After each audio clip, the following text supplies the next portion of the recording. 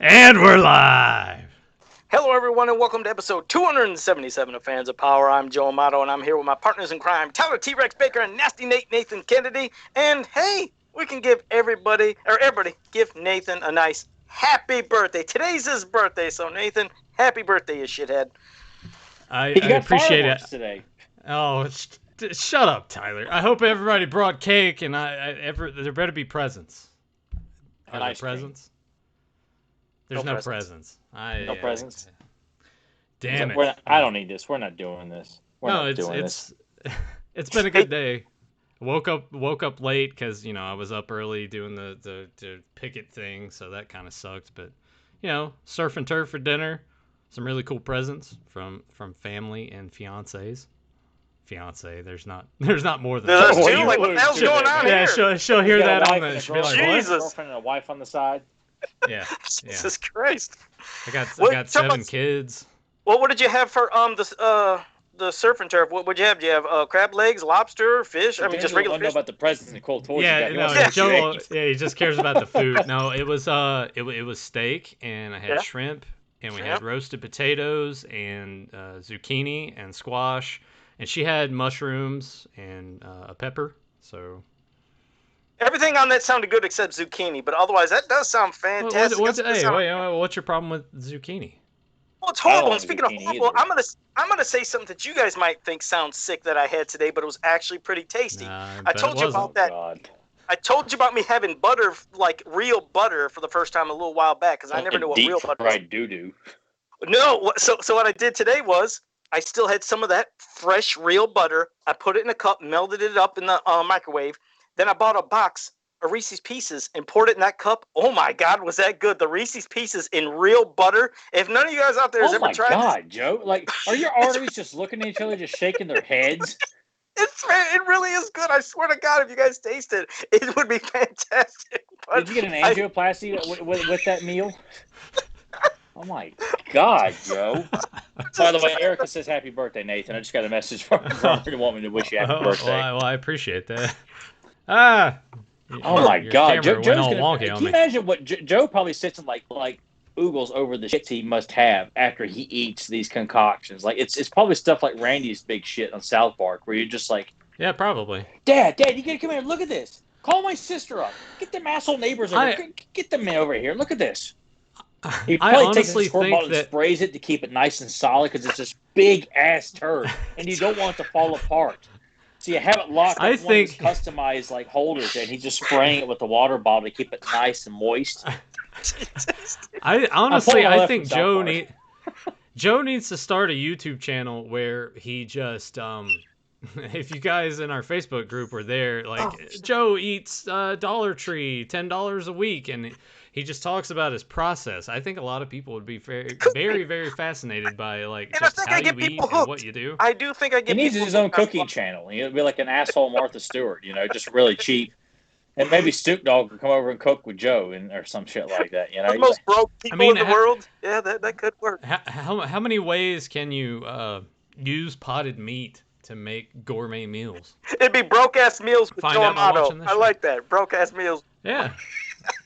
We really need to show Joe the Andy Dick skit where he's out on like the second one where he's on the street, feeds the dumpster. Table for one. It's a cafeteria for table for one. He jumps in, has like tomato in his mouth.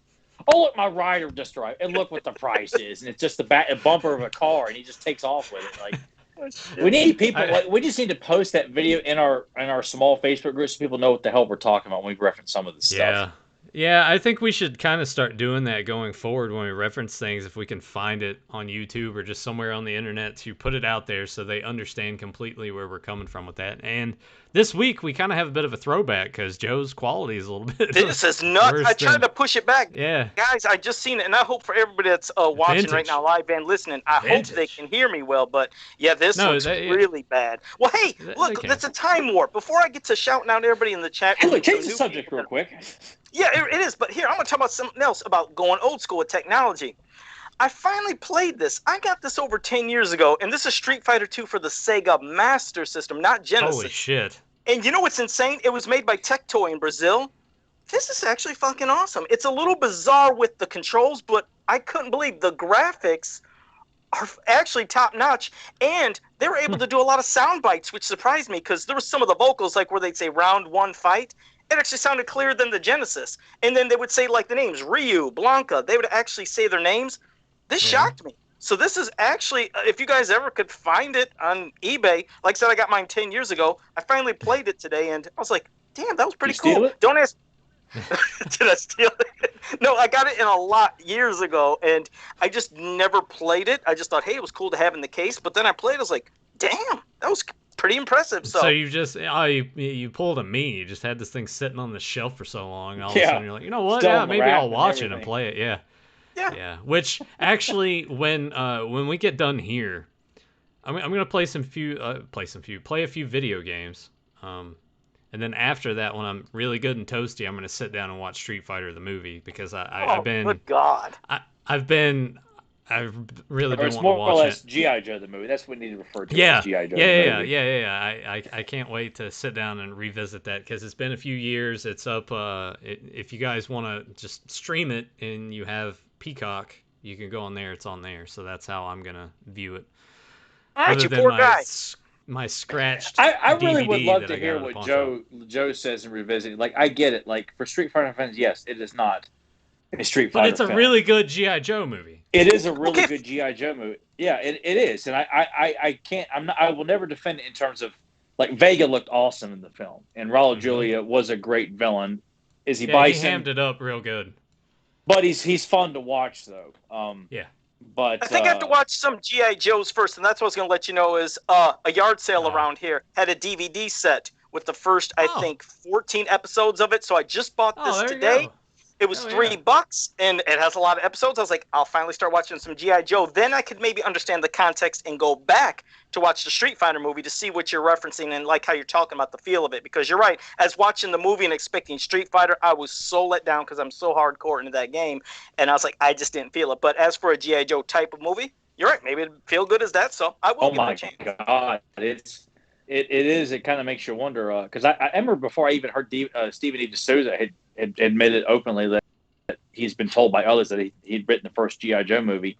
And since the G.I. Joe toy line was done by Hasbro, who did, G.I. Joe and tied him out, I thought, like, God, wouldn't it be weird if, like, Hasbro kind of, like, got in the ear of, Stephen E. or the powers that be on the film, like, hey, we're doing the action figure line for Street Fighter. Can you kind of throw in kind of a G.I. Joe vibe or something like that? Because, like, it's strictly a G.I. Joe film. I mean, it's amazing, and I mean, if you look at it that way, it's a lot of fun to watch. Well, I'll do it. I mean, I will. I'll give them both a chance to see, and then I'll give an honest opinion. And before we get to some new people that have started to watch the show, which I'll shout out first, let me get to the chat room, where we have Zentron, Pride of Grayskull, JSP, Porrick Boylan. Porrick, you're going to have to start correcting me, and I don't know if I'm saying your name right now. I apologize. Just start calling him Porridge. Call him Porridge. Give him a nickname. What's the name again? Pork or Porrick Boylan or Porrice. See, that's why I feel bad. or something like that. All right. So here's how it's spelled: Pauric. So I would say Porrick or Porrick Boylan. Pork. We're just gonna start calling you Porridge. It's done. Porridge. All right. It's set in stone. Porridge. All right, he won't be offended. See, he's got his own nickname in the chat. Papa Hud 69. Yeah. Adam Not Gabbard. many people have that on this show. Wow, You have to spot like that, understand. yeah. Not many. Johnny Cock. Well, we know him. He's got the extra. There you go from Nathan. Fedmon. I think it said Pride of Grayskull already. Grimbot. Jesus, I'm scrolling down there. I just did it again. Yes, I did, Nathan. I screwed it up. Andy Alcey is here. So Andy popped in. Thank you, Andy, for popping in. And this is tough I'm doing nerd my Skeletor toys. impression. Tough nerd toys. Yeah. Rebecca Cox has popped up and she said, "Happy birthday, Nathan." So there you go. Got a happy I appreciate it. and Tommy's here. So I think I got everybody. If I missed anybody, I apologize. But also, we have a couple new listeners where one in particular reached out. His name is Rich Smith. He reached out to me in Facebook, and I want to say thank you for watching the show and all the kind words you said about the show. I appreciate it, and hope you start, of course, enjoying future content because he's new to listening and watching us. And we had somebody from when we did the episode with Michael from Retro Blasting.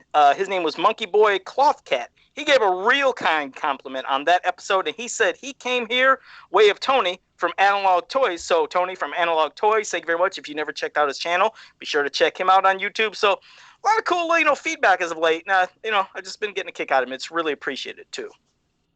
And I'm glad that someone put that in there, that, hey, you got a little bit of a shout out, because I wouldn't have known either way. So it was nice to go back, hear the kind words from Analog Toys, and I was just like, wow, maybe we are starting to gradually reach people, which is strange to me. It is. Well, we have to thank Michael, because Michael has brought in people. So many more eyes on us. Yeah, because Tony told me he watched it after the fact, because he's friends with Michael, and that's how we discovered us. So it was really cool that, hey, I mean, he's got a rich video collection. He loves G.I. Joe, and he loves He-Man. He's put Castle Grayskull as the top, toy 80s playset. So I think he's definitely a worthy guest for the Fans of Power podcast. At some point, we can pick his brain about G.I. Joe and He-Man and all kinds of other kick-ass toys as well that Joe's probably offended by. Exactly, and we actually brought one fan over to Michael's channel. So hey, I know Michael's got his big 80-some thousand following, but we gave him scrap. We gave him one in exchange for like the 100 or more that he brought. That's a good exchange. He made that face. He made that face when he saw he got one more. He likes it. Like I said, I think that's a good exchange rate. But Zen Brown, Zentron, and Liam Loftus. I just got you now too. Remember, everybody, when I see stuff in the chat, it comes in reverse order, and I'll miss things, so I apologize. But I think I hit everything I wanted to say. Tyler, was there any other topical, or was there anybody else you wanted to shout out? I was just trying to remember if I missed anything. No, I really want to, I just want to keep reminding everybody. And Rebecca, since you're here, just want to thank you verbally for the wonderful time we had with you last week, and just look forward to having you back. And And just hope you enjoy your time tonight. And thanks again for last week. And Nathan, remind us too that which we didn't hear it till after the fact, but you were like, I fucked up. Which was that was so great. Yeah, just like, welcome to Fans of Power. Oh, I love when she put her head down. Hey everyone, welcome to Fans of Power, and then she went, oh. That's so funny. Yeah, I didn't know because I never go back and rewatch any episode when Nathan pointed that out. I'm like, oh, that's awesome, man. That's so great. No, I go back to just sort of recheck and just hear what my voice sounded like and be like, oh God, that was kind of bad, I guess. That's exactly why I don't go back and listen. That's why you avoid it, yeah. Because I'm used to it, but sometimes when I hear myself talk, I was like, damn. Like the country really comes through sometimes. I don't want that. So it makes you worry when we hear about all these people from like the Midwest or mid states or across the across the world. People have got really cool accents. Like Tony from Analog Toys, he's got a good voice for describing toys. You hear our voices, and me and Nathan are from the South. Well, people think I'm not going to listen to these guys from the South and that guy with the mask on. What the hell is this shit? But he's got that Australian accent, so he's got that going. He's got the Heath Ledger thing, Yeah. He's got that going for him. Now, if I had an Australian accent with the hair, I'd be unstoppable. Oh, you would. You could say, I hate bees. Oh, fuck Christ. Oh, sorry. Never mind. It's going to start. And Joanna Lotion, Joe? Yeah. with Lacey Dean in the chat, I want to give him a shout out for going and picking up my Marvel Legends action figure. So I appreciate you supporting me on that. I wish I had thought of it because I love the arcade character. I guess because he's got carrot red hair, but seeing that figure, like, God, he was right. Like Nathan could be Arcade from the X-Men. Like, holy shit! Hey, there we go. MCU. When you eventually get around to it, just cast me. It'll be great. Yeah. He'll do all the funny man bullshit. You won't be able to take Arcade seriously, just like everybody else. Of course, Arcade is not supposed to be taken seriously because he's a crazy, kind of toy man maniac. Liam said Tony's British. Oh, really? Yeah. I thought he was British, too. I thought it sounded Australian to me. You guys got to keep in mind Nathan's an idiot. He doesn't understand fucking accents. He doesn't know this shit. It's my birthday, and look at that. I can be wrong if I want to, Joe. It's just to say anybody with an accent. Oh, he's from Australia, mate. Yeah, I'm just gonna say that fuck you, Joe. It's my birthday, and I could be wrong if I want to. I'm surprised you ain't drinking now. I'm sure you were before we came out on the second. Oh, there he is. Oh, there. no, I made it specifically a point. I even told Emily, too. I was like, you know what? I think I'm going to have just a little bit more before we go on. That way, by the end of this thing, you don't know what's going to happen. You ain't kidding. So before we, obviously, at the end, It's we a great get to American introduce bash. you guys. I like how And- Joe's just like, oh, fuck. You like that? He So steers before clear we- of it and starts talking about. That's right. Before we get to all the I questions. really thought he and- was Australian. I really did. It sounded Australian to me. No, even watching his videos, I'm like, he's No. from England. I'm like, All right, well, apologies. I'm sorry, Tony. Apologies. Dear God. Yeah, so before we get to them questions later in the show, and obviously That's before we live, get to pal. the Rainbow Warrior, we're going to start off with our impressions of the new Masters of the Universe trailer that just popped up. Can Oh we, my God. but before we really deep dive into this, can we try to not regurgitate Oh, I'm a not. lot of the stuff no, that no, we've I'm already... not. We don't won't. need to go down that path Oh, again. no, No, Nathan, all here, I could, I can keep mine pretty succinct as well because I know what I'm Mine's going to gonna say. be quick. Yeah, mine's gonna be quick. I'm only talking about, again, stuff I've seen from the trailer, not what I think's gonna happen in the actual cartoon. Because I'm still crossing fingers. You never know. That could be good. But Oh, shut up, Joe.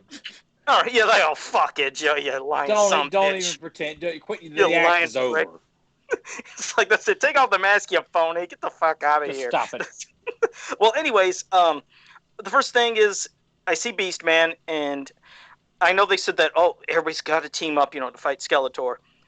Beast Man better not stay bad, good. He better not stay good. He better go back to being bad because the thought of him staying good annoys the hell out of me. Same thing with Evelyn.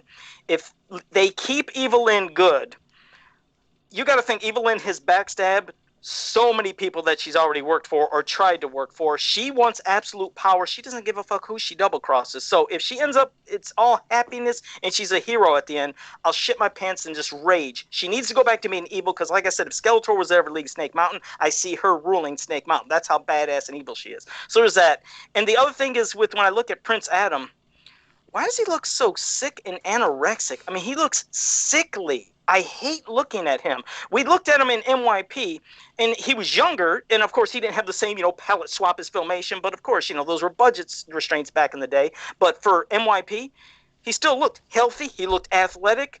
This version, he looks sickly. It annoys the hell out of me, but, I mean, that's neither here nor there. I can't stand it. I don't like seeing the look of Triclops as this cult leader with this goofy fucking outfit. It's just a story arc part, but...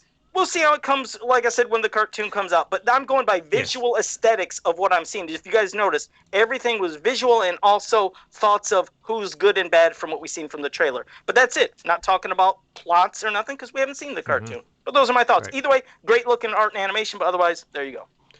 Still with you on that one. The art, I love the way that it looks. And I know people are having a problem with Adam and how anorexic he looks. But to me... And maybe this would be an unpopular opinion amongst most, but I would think that would sort of make that transformation sequence more powerful. Because he's going from that sick. Because what annoys me is Teela. Remember, she trains him. He trains with the captain of the Royal Guard. He's not a fucking pipsqueak. He's not some slouch. He's athletic. He needs to look athletic. This makes him look like he's nothing, and he's actually the so-called coward people think he is. He's not actually a coward or a weakling. That's what annoys me. Well, I'm saying I think that visual appearance plays into that aspect of people thinking that he is a coward or whatever. So it plays more into that, and I would think that it would make that transformation sequence seem like it would mean more just because of, the bulking up and the transformation. But the main problem here, everybody, is they should have never, it should have never crossed anyone's minds to say this is a direct sequel to this is a continuation of Filmation. If they would have left that out, I don't think half of the people or maybe a quarter of the people that have a problem with it wouldn't have as much of a problem with it. Same token, I can't stress this enough because I saw the Facebook post from James Etalk where people are actually sending him messages and being ugly towards him just because of what he says for this cartoon. Those are dickheads. Yeah, those are... And it doesn't need to go this far. Like, who cares? Like, I feel like once it comes out, people will give their assessment. Most people are going to move on with their lives. and that's just the way that it's going to be. Is it disappointing that we can't have it to where it would be so great that it would stick around, like, you know, everyone, it's universally beloved and all this shit? That would be great, but we know that that's not going to happen. Nope. What the fuck is that? Oh, I that's told you Tyler's guys. version. And I thought it was going to be me having it. Just to let you guys know, I'm expecting insanity That's next to me. Mattel but outside my Tyler's gonna- apartment firing, but I got a bulletproof bubble around my apartment here. That's I crazy. think Rob David's out there leading the charge, but he knows if, you know, if I have to come out there and whip his ass, you know, and you know, Yeah, so honestly, we're going to have to deal with that for probably the next 30, 45 minutes, aren't we?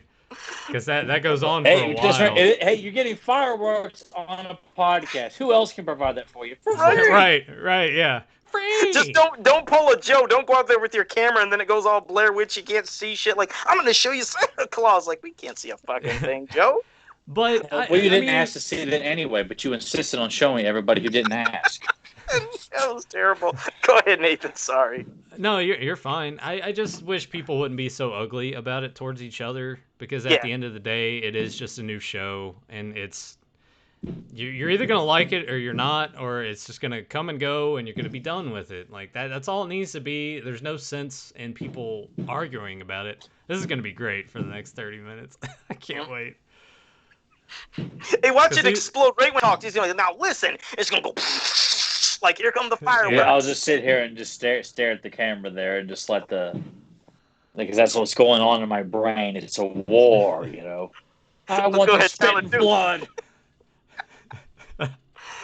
All right. I don't know. There's just no reason for people to be messaging James and giving him No, shit. that's not necessary at all. Because James's opinion is like, you know what? He's actually kind of like, this might be okay. I'm looking forward to it, whatever. And it's just a different opinion from everyone else.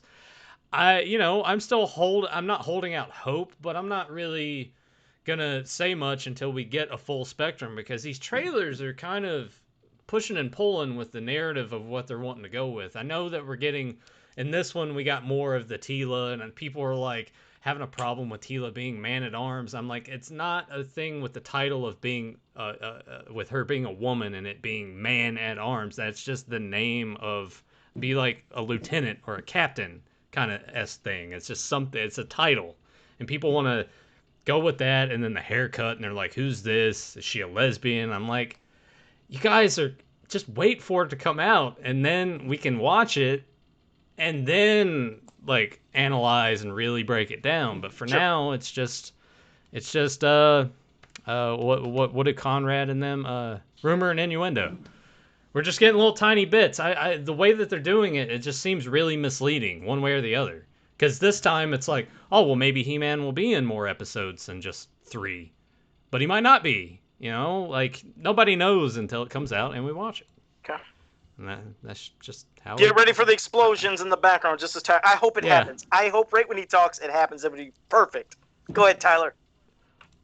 And look at it fucking happened. You couldn't even time that shit. That was meant to happen. Go ahead. That was great. I got to keep adjusting your camera too, because it's no matter if I set bounds, it wants to just be wonky on me. It hasn't All right, stopped go ahead, with man. the fireworks gone.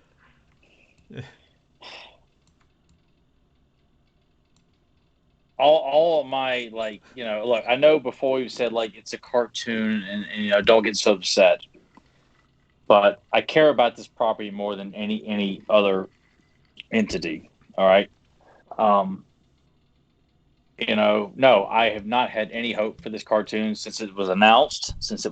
Who was involved. I mean, I've held no hope. I've made no bones about it. Before I saw the trailer, I saw an image that had, you know, Pussy Prince Adam, fucking Vicor, and the Antichrist idea, King Grayskull.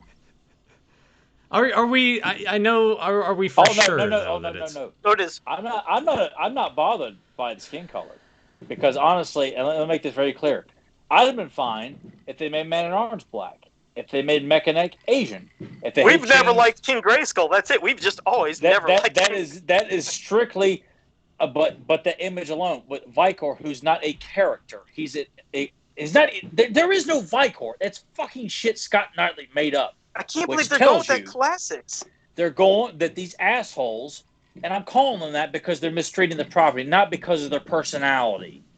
And the person that everyone should be more upset about, and people definitely stop going after James, about any of this shit, period. Which I don't think anybody on our listening to our podcast would have done that. I sure as hell hope not. No. But if you know anybody that pulled any shit, get in their fucking ear and just tell them, I like how James was like, "I'll punch you in the fucking jaw." I was like, "Damn." To see James, because James normally is very calm and collected, he's relaxed in his a bit. pose, but to toss that out there, that really set him off. Damn, man. Yeah, I Is saw Wondar that. We'll just really pretend gonna be that in it's there? a Was that a thunderstorm joke? out there. Tyler, was Wondar a joke when you showed me the image, or is he No, really? no, in there? that was listed as the voice actor, the actor and the characters listed for the upcoming show. Fucking Wondar, who's not a character, it's shit Scott Knightley made up to get in the Wonder Bread He-Man idea thrown in there. And we all know he's got a major boner for King Grayskull, so it clearly shows. And Rob David, which if anybody wants to know who the hell that was, or if you listen to this podcast, you ought to know who he is. He's the jerk off who wrote the He-Man Thundercats crossover, the shitty He-Man DC crossover. Those sold like hotcakes, though, didn't they? Didn't he do the multiverse bullshit that you guys had to read too? I didn't look at any of the names. I'll have to wait to be see if honest with Grimm you. can back up on that, but I know that the ones that you're talking about, it's those irrelevant sales because that was a piece of shit too. But the two I already mentioned alone, Rob David is responsible for those, and I got more of a bone to pick with that idiot than anyone else because he's the one calling the shots on this show along with Kevin Smith. He's an executive producer on the show. Grimm had to back me up on that one because I hadn't seen his name listed on the credits, and he made it clear that Rob is calling a lot of the shows and shots, and Joe said the same thing. So, and Grimm said he did do the multiverse. Grimm said he did do the multiverse. So people, don't be upset with other fans because I'm quite sure a lot of people who are saying things you don't really agree with on the more positive aspect probably are not. I don't want to sit there and say everybody's not, but I'm sure a lot of people. And well, no, I take that back. Even people who don't know much, like saying shit like King Randall being critical of Adam in the trailer. If you'd watch Filmation, that happens all the damn time. That's not a piece. That's not something woke. So James having to address that with his group on social media, but it's on both sides, the negative and the positive. There's clearly a lot of people who don't know fucking anything about Masters of the Universe, old It's and definitely not new. It's unfortunate, but because I think with the new show, it's almost like they want to make everybody happy and have all those Easter eggs and be like, look at this. But it's like it's trying too hard and just crashing and burning and failing. Well, ultimately. I mean, that's what Rob David's shitty crossovers. He throws in all these supposed Easter eggs that throw in Bionotops. Bionotops wouldn't make sense in this timeline, if you knew anything about He-Man. But just throw them in there. It'd be great. That's what I'm saying. You guys are pointing the fingers at the wrong people. Ignore people whose opinion is different than yours. If you don't like something that you've seen so far, you point it at Rob David. He's clearly drawing ideas from Scott Knightley's bullshit of having Vicor as a character, as one of the many He-Men, along with Wondar, fucking King Grayskull. Maybe Tapper's He-Man will show up. Oh, see, I would not be surprised if silly shit like that, or even Grimm said, hell, Mighty Spectre probably shows up in this fucking cartoon. I bet he will at some point, even if it's like just hanging out in the background. Ultimately we reserve all of the final total judgment until it comes out and we've consumed it and we can give a final assessment on it. Sure. Hopes aren't high. I have a few positives. I do love the animation. I do love how it looks to me. Yeah, I said the same thing. And there's people that got pissed at me for saying that, but yeah, I do like the look of the actual art and the animation. They shouldn't have said this is a continuation of Filmation. Never should have came out of anybody's mouth.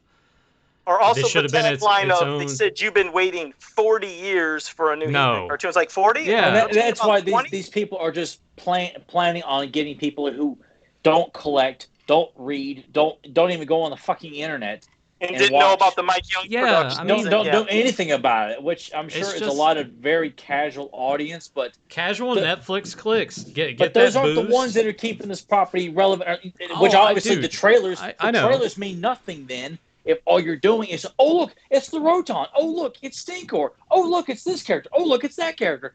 Well, to a casual soccer mom and jock, they don't know who the fuck any of these things are. So it means nothing to do these trailers that are just highlighting this. But that's what they're trying to do, to just entice you based off of what is in there, not the actual it just shows meat and potatoes of the that story. These idiots, which clearly have not done the damn research, and who the hell keeps paying Rob David to keep, I mean. Now they're shooting fireworks off over here. Great. Bring it on, it's all man. around us. It's here Joe, too, it's your turn. It's here now, but it's not as loud. But also did want to say, for those who wanted to know about the prequel comic, it comes out this Wednesday. For those who are and Rob David wrote that too, people. So if you're really eager to hear more of his bullshit, go out, spend your hard-earned money, and support that asshole, and make sure he continues to keep writing on He-Man in some form or another. I will say I will check it out and read it just to see what we got going on here. God, I don't want you know. A couple weeks ago, real quick, I was gonna say 2 weeks ago, I bought issue 1 of Spawn's Universe, a new comic, real thick. God damn, that was good. So I don't know if you guys out there have heard about it or read it, but Spawn's Universe issue number 1 came out 2 weeks ago. That was a fantastic comic, and I mean a lot. It was a thick ass comic. It wasn't just. Is Todd McFarlane working on that as well, or is he just sort of detached? I didn't even look who. You know what? For me, he's probably more focused on trying to get that movie out that'll never happen off the ground. Oh yeah. I went right into reading it. I didn't even look at who wrote it, but I guess I could do that. If we had a break, I'd run downstairs and grab that comic. But I just so we don't get too far. But that's what I'm the most upset about, and I don't like people attacking James. I don't like people saying that Deuce's toxic because he doesn't like, how the interiors of Grayskull look. Like everybody, if you like it, great. If you don't like it, great as well. But if you don't like something, you got to be pointing the fingers at the people who are making all the damn decision on this fucking show. I have no inkling at all that this is going to be something I like at all. I don't care that Hero is in it. It's irrelevant. When he's standing next to Vicor and King Grayskull, it's game over. There is nothing in this show. 3 Towers, I don't care. Doesn't matter. I don't need to see shiny, fun things. Oh, that make me forget about what a shitty story. If that were the case, I'd watch all the damn Michael Bay Transformer movies. Right. So as long as we don't have a Hero Unleashed moment.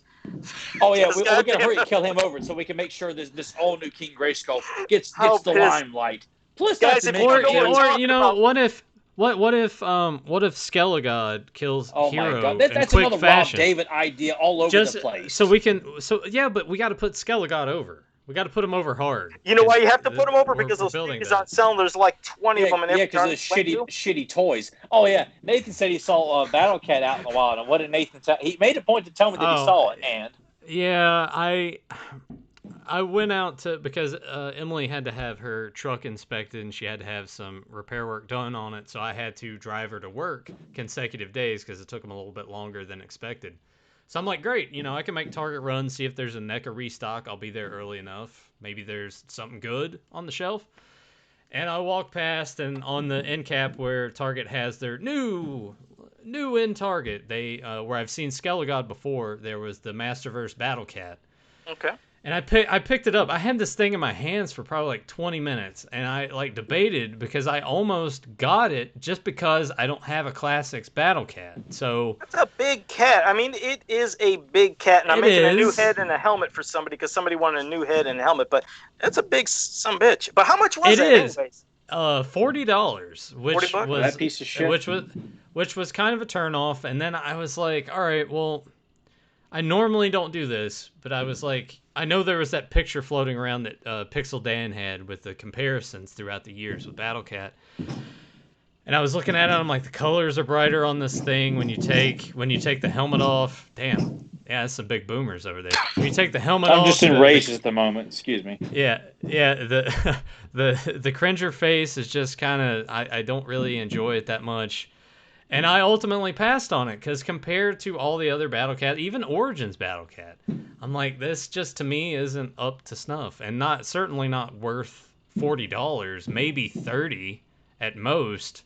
But $40? No, no thanks. I'm sure but after you saw Cringer almost talk in did the it. trailer, it probably made you feel better about not buying that toy. You know? Yeah, but I mean, is there any part of you that feels better about Cringer talking in the trailer because you didn't get that in MYP and it's kind of more of that No, throwback I mean, to well, help Filmation? when they bring Alan Oppenheimer on to do the show, but they don't have him play Cringer or anything that he done before. Is a nice throwback or homage. They haven't played Moss Man.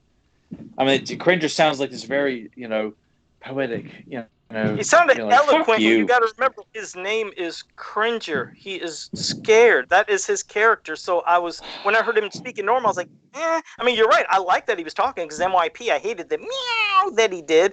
It's like, Yeah, but I that was was like, lame too.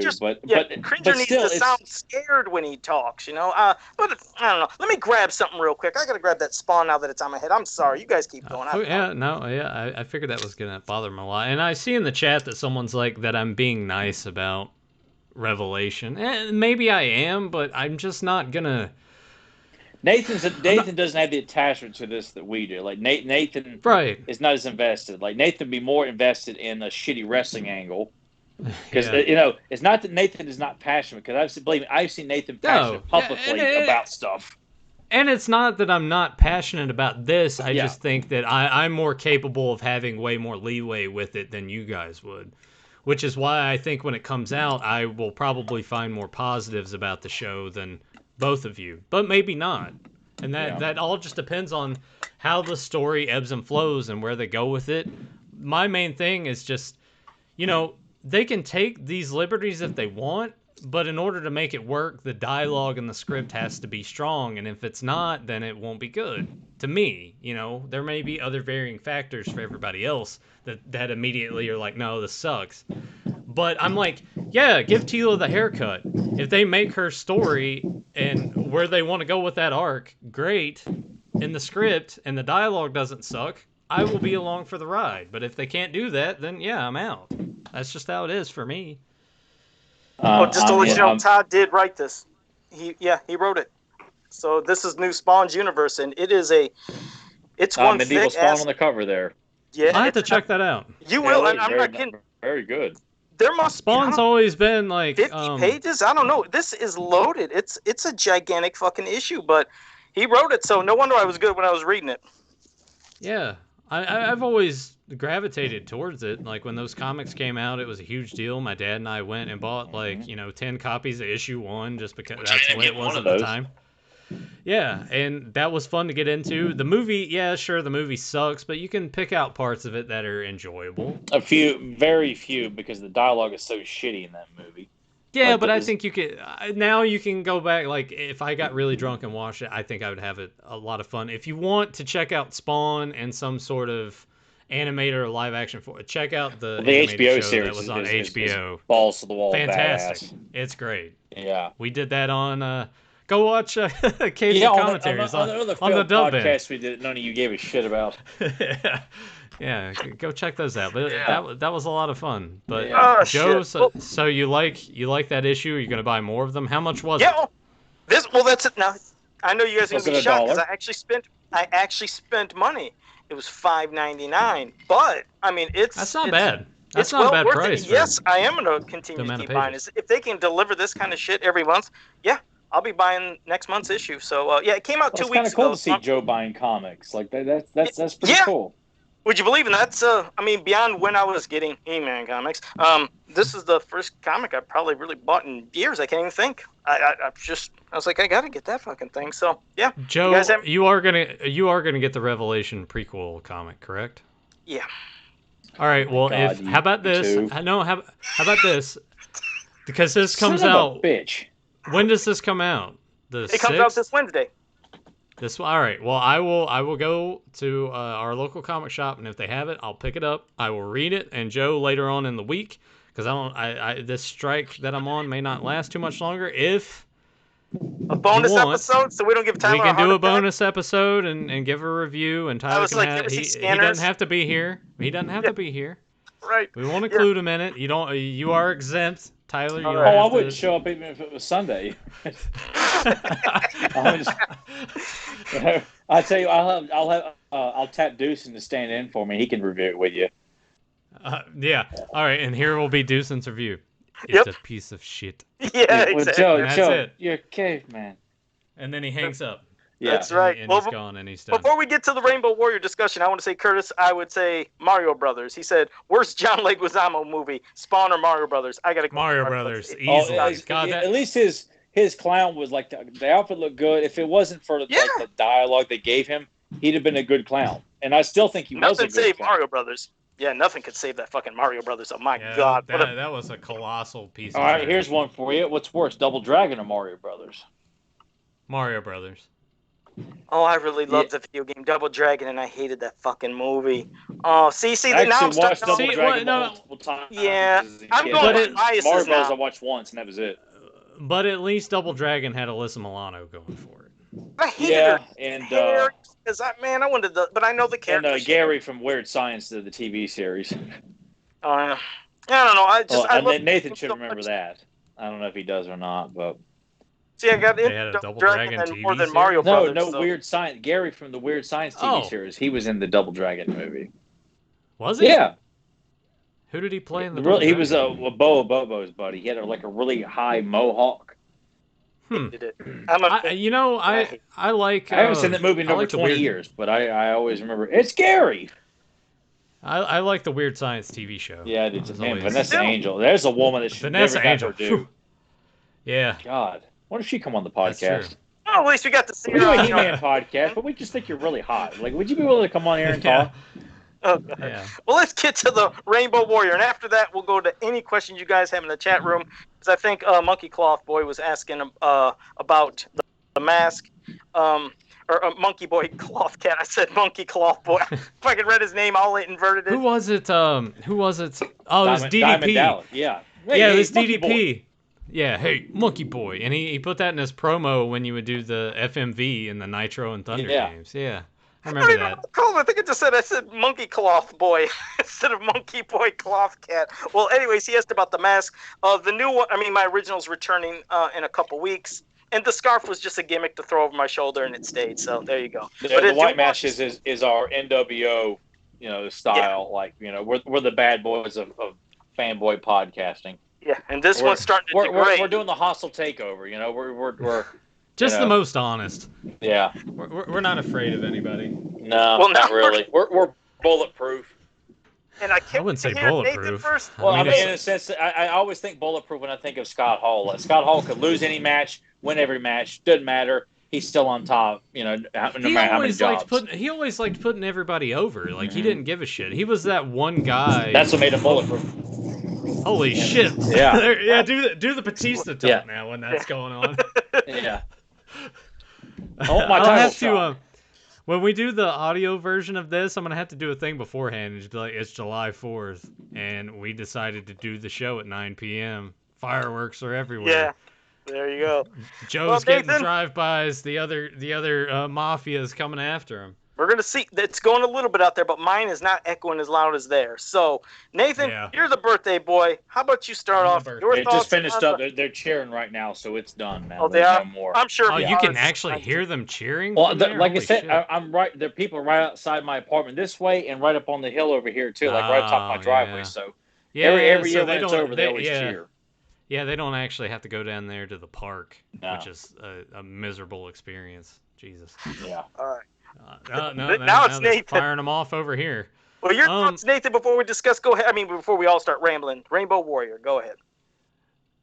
Legitimately, and this is no joke, out of all the episodes that we have done commentaries for, and most recently where we kind of changed the format and started doing the episode spotlights, I would have to say that this is one of my favorite episodes that I've watched so far, because it doesn't... I've always enjoyed those stories that don't always have to focus on your main character. Anytime you can kind of shift that narrative over, and especially shine a light on a character that honestly wasn't used as much in the series, to get that origin story of Marlena and crashing to Earth and how her and Randor met was a fun treat. Along the way, I love the animation in this, especially. There were a lot of different shots.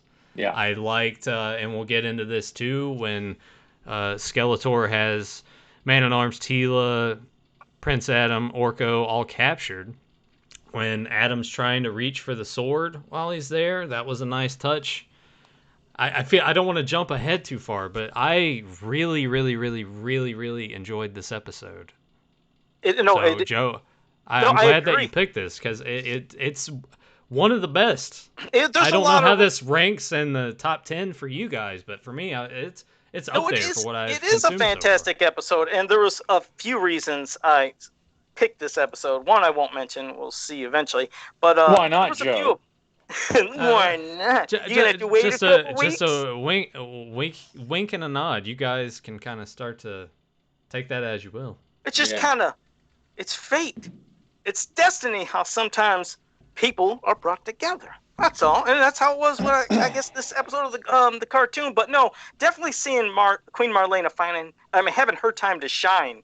Because, we're seeing this thing, of course, where how they're going through like these fun, kind of games and events with Tila and the palace guards, and they're doing the chasing with the sky sleds and everything, and she fails, and you see these certain shots. The jousting. And I like how I can't just regurgitate the dialogue that Tila says, but the way that she reacted to how she performed in the joust, and Tyler could probably agree. He could probably see a lot of me in that scene because I feel like that's how I would have reacted. Both you guys, especially when it comes to video games, Nathan and I have witnessed in person. If Nathan loses, especially to me, to the fault of you, by the way. Yeah, I'd probably lose my shit. I agree, but you're right because Adam's sitting there. He's genuinely complimenting her, and she doesn't even think that, and she thinks he's being sarcastic or like a smartass. Doesn't realize no, he's really sincere. But she's so disappointed in her performance and thinking, well, how what was I supposed to do? How can I avoid that shot with somebody with the high ground above me? And of course, you knew it'd lead to something later. But you're right. See, that's the thing with certain episodes and even mini comics. They can focus on other characters where He-Man will pop up at the end, maybe not have a big role, but it's usually these one-off episodes. It's not like it was continuous episode after episode after episode. So it is refreshing when you have a change of pace where it's an episode or two. I'm good with that. Same thing with the mini comic, Clash of Arms, greatest mini comic of all time, featuring Fisto. And then He-Man pops up at the end, but I wouldn't wanted 7 episodes or issues in a row of Fisto. That would have been too much. Right. But this Queen Marlena, god damn, she really was just. I love seeing her, just like I said, shine and being in the Rainbow Explorer. It's showing everything she could do. And you know what's cool? I guess it's nothing they really expanded on. Of course, Graham could say if it was in the series Bible, but this was better technology with her ship. This isn't like a typical ship from Earth and being launched up. This had lasers and stuff and technology of things that nobody ever seen. So it almost gave me the impression that her Earth could have been more advanced in years to come. I don't think they ever explained what did they say. It definitely was meant for more. Obviously, because I was such a stickler when I first watched this episode years ago. I'm like, you hated it, didn't you? Well, it took me right up when they changed the name of her ship and everything. Like it wasn't the Valiant. They changed it for this episode. I'm like, what the hell? They even referenced Endless Quest here, and they're changing them, and it just like and then I don't think. Yeah, I think that was a bad call changing the name on that because Valiant's a way better name. Yeah, you don't have to. I don't know. Maybe they had to I don't know. But my only real gripe with this episode is how the Evil Warriors are portrayed. You have a very they did doof them up at times, right? Quite a bit to the point, and that's what really bothered me a lot when I watched this episode years ago too. It's just like, oh my god, like we can't. It's such a genuinely good story with Marlene. Her tone, her arc maintains this steady, serious tone, and like, oh my god, we had to make Skeletor just. It's not the worst, but it's still it's just like it doesn't fit the tone of the story that we're that we're building up towards. These moments where we see Beastman and Trapjaw, getting shot in the ass and stuff like that. It just doesn't work. Maybe later on it gets a little but I really do think that the beginning was pretty strong with Skeletor just kind of being upset with himself. And you have Beastman and Trapjaw giving him shit a little bit. They're kind of poking and prodding him, and then that's when he gets the idea when they're talking about the joust. It's like, oh, all right, well, let's try this angle instead. But I guess I do I disagree with you a little bit, but I agree with you that towards the end it does for them get a little too goofy. But I think overall everything else is so strong that that part of it Well, didn't and that's why I bother me kind of as feel like much. everything else was kind of like secondary. Like I really was not a fan of Skeletor's plan of like I'll just capture the Royal Guard and that'll be my armor. Like that's it's kind of like, but obviously the story was more about telling a good Marlena story, and And son of a bitch, well, it's done flawlessly. I mean, thanks to Linda Gary's execution as with the mhm. character, the music, and that moment at the end where she's acknowledging, like I Adam, I love know who that you part. are. Like Uh-huh. Yeah, it's beautiful. it's very subtle. He's like, Yeah, "Mother, why did you free me out of everybody?" Yeah, I did yeah. like that when she's the mother. It's Yeah. wonderful, and because of that, I mean, yeah, I can't sit there and dismiss the whole episode because I don't like how the villains are portrayed because they're portrayed very poorly. But God, those moments with Marlena, I mean, they pull it out of the ashes, and like if anybody wants to put it in their top three, I'm like, I can't argue that because Marlena was given something, and you see people, anybody that thinks any of us were bitching about, Tila taking the reins and she's going to run the series and be bigger than He-Man and look like Tank Girl and shit. This is a prime example, along with Tila's Quest, that you can mix it up and have an episode that is devoted to a female character and make her as emotionally compelling. You can relate to, like your own parents. You can relate to being a mother or even a father and appreciate, or the mother-son dynamic. You get something out of this episode, and there's no liberties taken with the character. It's advancing her as a character. It's not Hmm. changing what we know, which is why I think a lot of these jackass and jerk-offs don't seem to get. They all want to reinvent the fucking wheel. I like to take that wheel and break it over their fucking head. So it's just unfortunate that people, I was talking to Deucin about this too. Everybody just wants to change everything. And yet, what we're talking about right now, Marlena's character was always a background character, was given a few good moments, especially in Tila's Quest. You take a character that was not explored and you expand upon that. You don't change it and make Yeah. her she used to be a fucking street fighter in cage matches and shit, tattoos and yeah, like no, you don't do that. It's you're missing the point.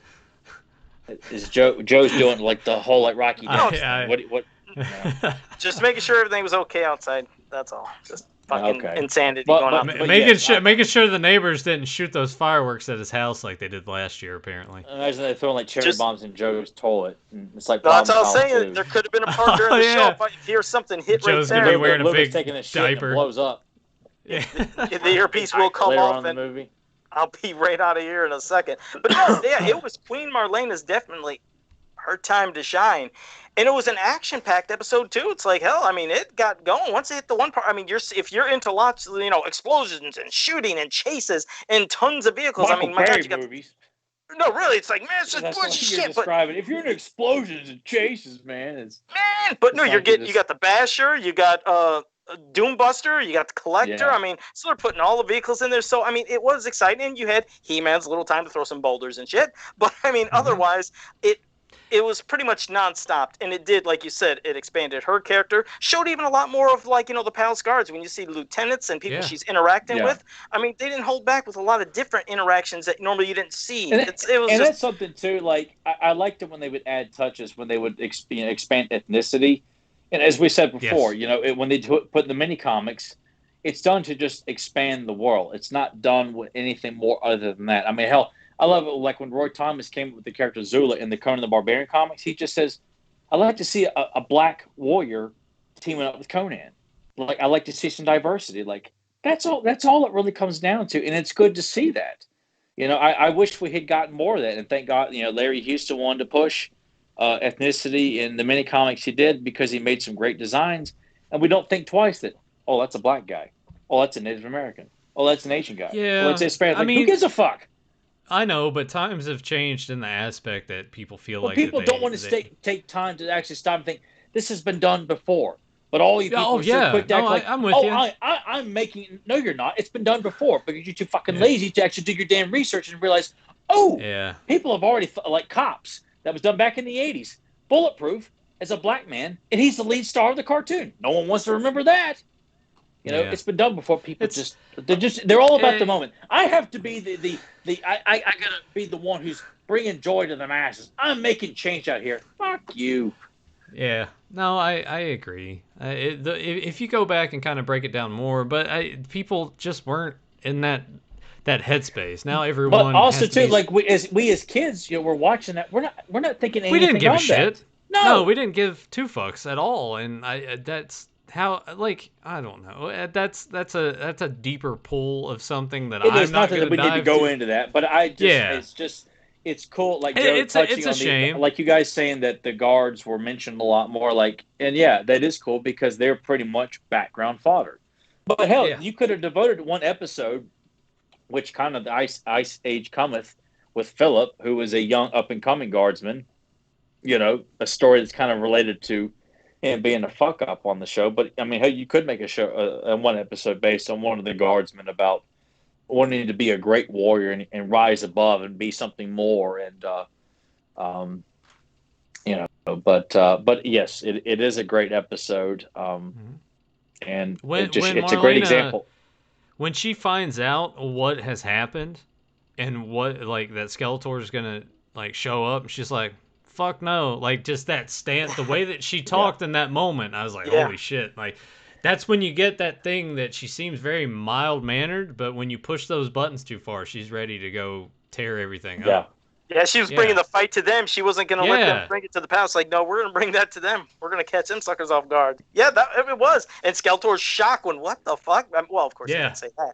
But, I mean, basically, oh, my God, he didn't realize it. And wondering, who is that? And what is that ship? You know, when basically she almost decapitated some bitch. So it was just cool. I liked that. I was really into that. It was just a fun episode. If you guys have never seen it, which I'm sure most of you in the chat have or listening, but if you haven't, definitely watch The Rainbow Warrior. It's a really good fucking episode. Like I said, you can get past some of the parts, just like Tyler said. I remember watching, I was like, oh, fuck, a little bumbling talk of Skeletor and then the evil warrior. Just ignore it. Just yeah. You know, forget. You're not watching it for that. You're watching it for Marlena's arc, and that's all you need to know. That's all you need to worry about. And I don't want to leave out the fact that, you know, as she's flying around and destroying everybody, and Tila's in wonderment of her flying abilities, and Randor's like, I know who that is. When she does take off the helmet and He-Man almost called her mom. Yeah, I thought that was a great moment too. Yeah, I liked it. I did like it. Well, and one other thing that really stuck out to me was the transformation sequence, because that was completely different than anything I've really seen before. They use different angles of animation, which we've seen before, but it was just cool to. Because sometimes I guess you really just had to push. Hey, can we mix it up a little bit? You think of like Dragon Invasion when the transformation sequence is disrupted with the crash on He-Man. And that's what I really appreciated about this episode, was just how there were different shots and different angles. And because wasn't that particular shot, wasn't that what he used when he said, you know, by the power of Grayskull I command the drawbridge open? Didn't he almost do that the same thing when he was He-Man in another episode? Didn't he use that? Would you like me to read the trivia out of this book? Sure, go ahead there. I can do that. Nathan is reading from the Old Testament if people are wanting to know. All right, so we have here in our trivia, Bob Ford wanted to write this episode as he felt Queen Marlena was the most underused character in the series. How about that? Yeah. The move that Queen Marlena speaks of is the Immelmann turn, an attack maneuver used by pilots in World War I, originated by German flying ace Max Immelmann. Hopefully I pronounced that correctly. In this episode, Queen Marlena's ship is called the Rainbow Explorer, whereas in Tila's Quest, it was called the Valiant, which we have already discussed. When the heroes are being frozen on the beach, you can see Prince Adam reach for the Sword of Power. It actually appears for a frame or two, which was something I brought up. I thought that was a nice little touch. How you just saw him like really trying to reach for it as they're being frozen. This episode marks the last appearance of Skeletor's hover robots. The animation sequence of Prince Adam raising the Sword of Power from a new angle was originally supposed to appear in Evil Lynn's plot, but it was never used. This episode is one of two that implies that Queen Marlena knows of Prince Adam's secret identity, the other episode being the Energy Beast. And what did he rate it? Did he give that a rating? Well, I will go ahead. Do you want me to read the rating now and then we give our ratings, or would you guys like to give your ratings and then we read his? Let's read his review. We always do James first. All right. Bob Ford takes one of the most underused characters and writes one of the greatest episodes around her. The character writing throughout is breathtaking, with both King Randor and Prince Adam individually receiving beautifully written scenes with Queen Marlena. With this script, we finally see the Queen Marlena we've been crying out for, and Linda Gary voices the character with a great deal of warmth and care. The script also succeeds in playing the villains comically whilst making them a threat. The plot itself is simply fantastic, with each and every scene directed with to perfection. Bob Ford makes a script writing debut and succeeds in writing one of the best. 9 out of 10 from the Reverend. Yeah, and this is not copying him. I would have gave it a 10 if it wasn't for the stuff with Skeletor, Beastman, and Trapjaw with some of the bumbling, because otherwise it would have been perfection for me. So I say 9 too. I wish I would have said it first, because now I feel like I'm copying him, but I'm not. But I give it a 9. I'm going to give it a 10 just because, as I said before when we started this, this is one of... I had a blast watching this. This is one of my favorite episodes that we've done. That's really good to hear that kind of reaction from Nathan. I like that makes me feel good. I'm blown away by it. Like, yeah, you can, the comical moments at this point in my life, I can easily look past because Marvel's doing it constantly. So many other properties are wanting to copy that formula too. So to see it there in that aspect from almost 40 years ago now, in that context, doesn't bother me in the slightest. I'm almost just numb to it at this point. So I could easily get past that. I'm just spoiled by all the goodness from season 1, where everyone is villains to their absolute perfection. So I never let that go. So I'm not copying too, but that was my instinctive thought, was to give it a 9, only because of Marlena's portrayal and her moments. The villain stuff, I mean, it's not the worst. No, it is not. We've seen a lot worse in the series, but to have that in the mix with this, it doesn't fit, and that prevents it from getting a perfect score. But the Marlena stuff is so damn good. It that gives the show a 9, in my opinion. I mean, if anything, that ending moment with the Adam and Marlena, that alone gives it the 9. I mean, it was just a moment that it's so good.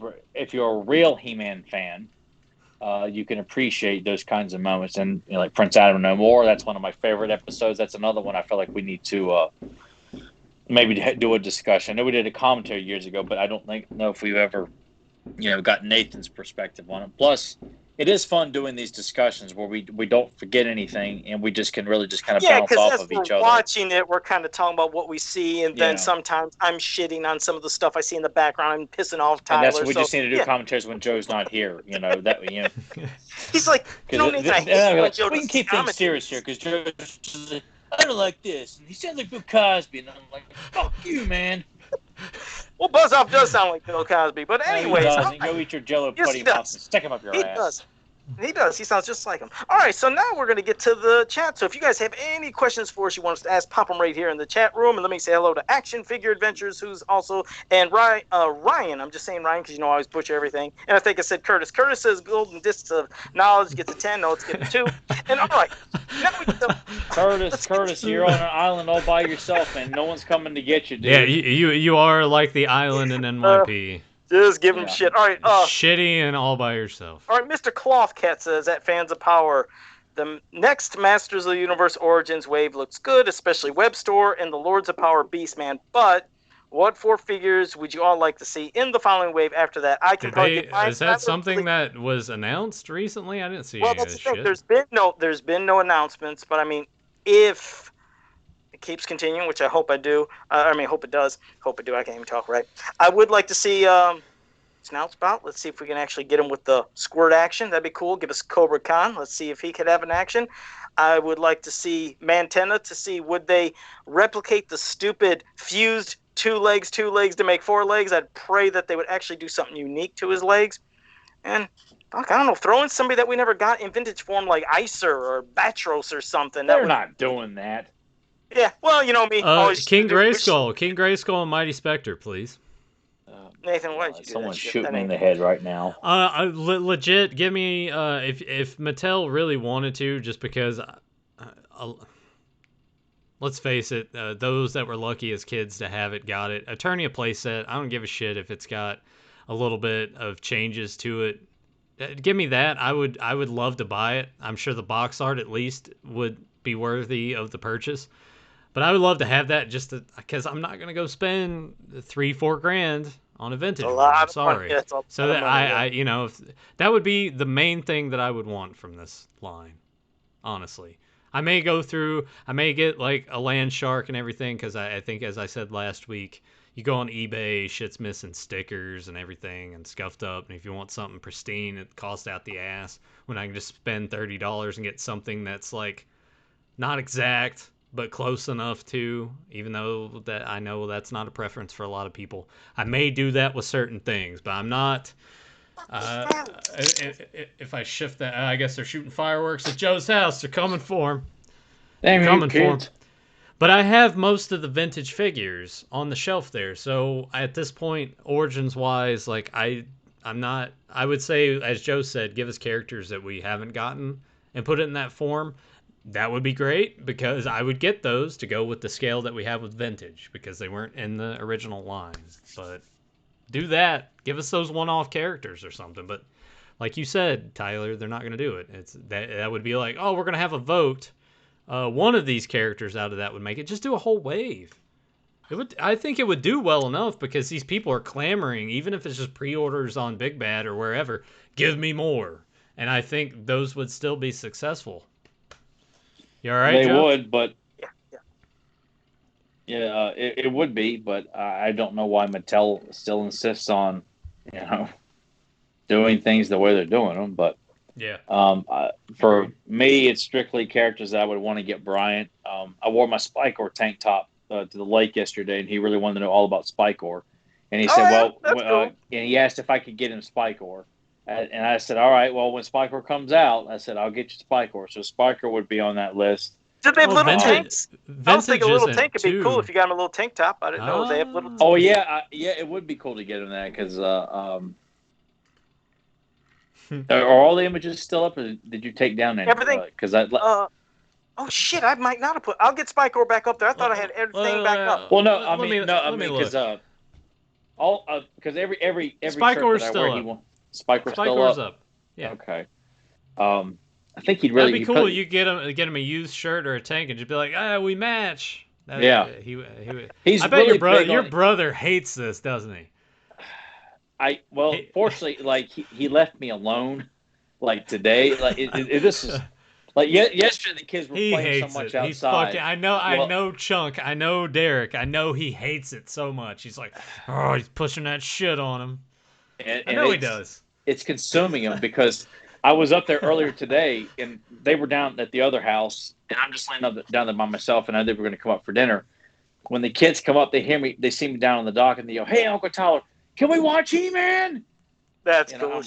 I'm like, people have spoken, So I go up and I start showing them Return of Orko's uncle. Then they want to watch the real He-Man. They want. So I show them more clips of the live action film, and I mean they're all about. Can we see the real He-Man? Can we see the real Skeletor? They're wanting to look at my cup. They refer to him as that. And that's what they call him, the real He-Man, the real Skeletor, Beast Man. Oh man. Brian got really a little fixated on Blade today. Like, Blade's got two swords, and he's got one eye, and it was like, yeah, he does, yeah. It was just like, Derek left me alone. He didn't come out and say, no, you only get 5 minutes, then you got to go in there and do something else, Your brother's just standing there, like in the opening, just like peeking his head in, just staring at you intently, just shaking his head, and you're just looking at him like. I'm being cautious. Giving the bad boys. He's going to get mad. Oh, and I forgot to show it to him yesterday while they were eating their dinner. They wanted to. Brian asked, "Can we watch He-Man while we eat?" I said, "All right. If you guys eat, you got to eat the food off your plate. Then I'll show you He-Man." So I played the live action movie for him again yesterday, and just skipped around and showed him some different stuff there too. So what do they eat? They were I eating. like this. Oh, of course, Joe. Of course you do. Oh, They were yeah, eating let's talk about the food. cut up hot dogs, chili beans, and I think Wyatt was having macaroni salad, and then they had a chocolate cupcake afterwards for dessert. Damn, that sounds good. All right. Yeah, All right. and lemon lime Gatorade to drink. Well, Joe, I mean, if you want to head this way, you can come hang out with the kids, eat the food off their plate. And it's like, I mean, hey, we man, always have big. he said big, if you eat all the food, we can watch He-Man. I can take care of that for you. Yeah. That's terrible. So wait, so Tyler, besides Spiker, who are you saying you'd want to see? Because I know I kind of. I think it'd be really fun for him to see Moss Man, because I haven't shown him Moss Man yet, because the Filmation version is like not very good. But he has briefly seen the 2000X version, because I showed him The Last Stand when they were in last time, and they got into that fight. So Moss Man, Spikor, is it? How many is it? 3? Is you up to 3 right now? He wanted 4. No, yeah, no. I'm asking 3. how many was the question? 3 characters, 4 characters? 4. 4.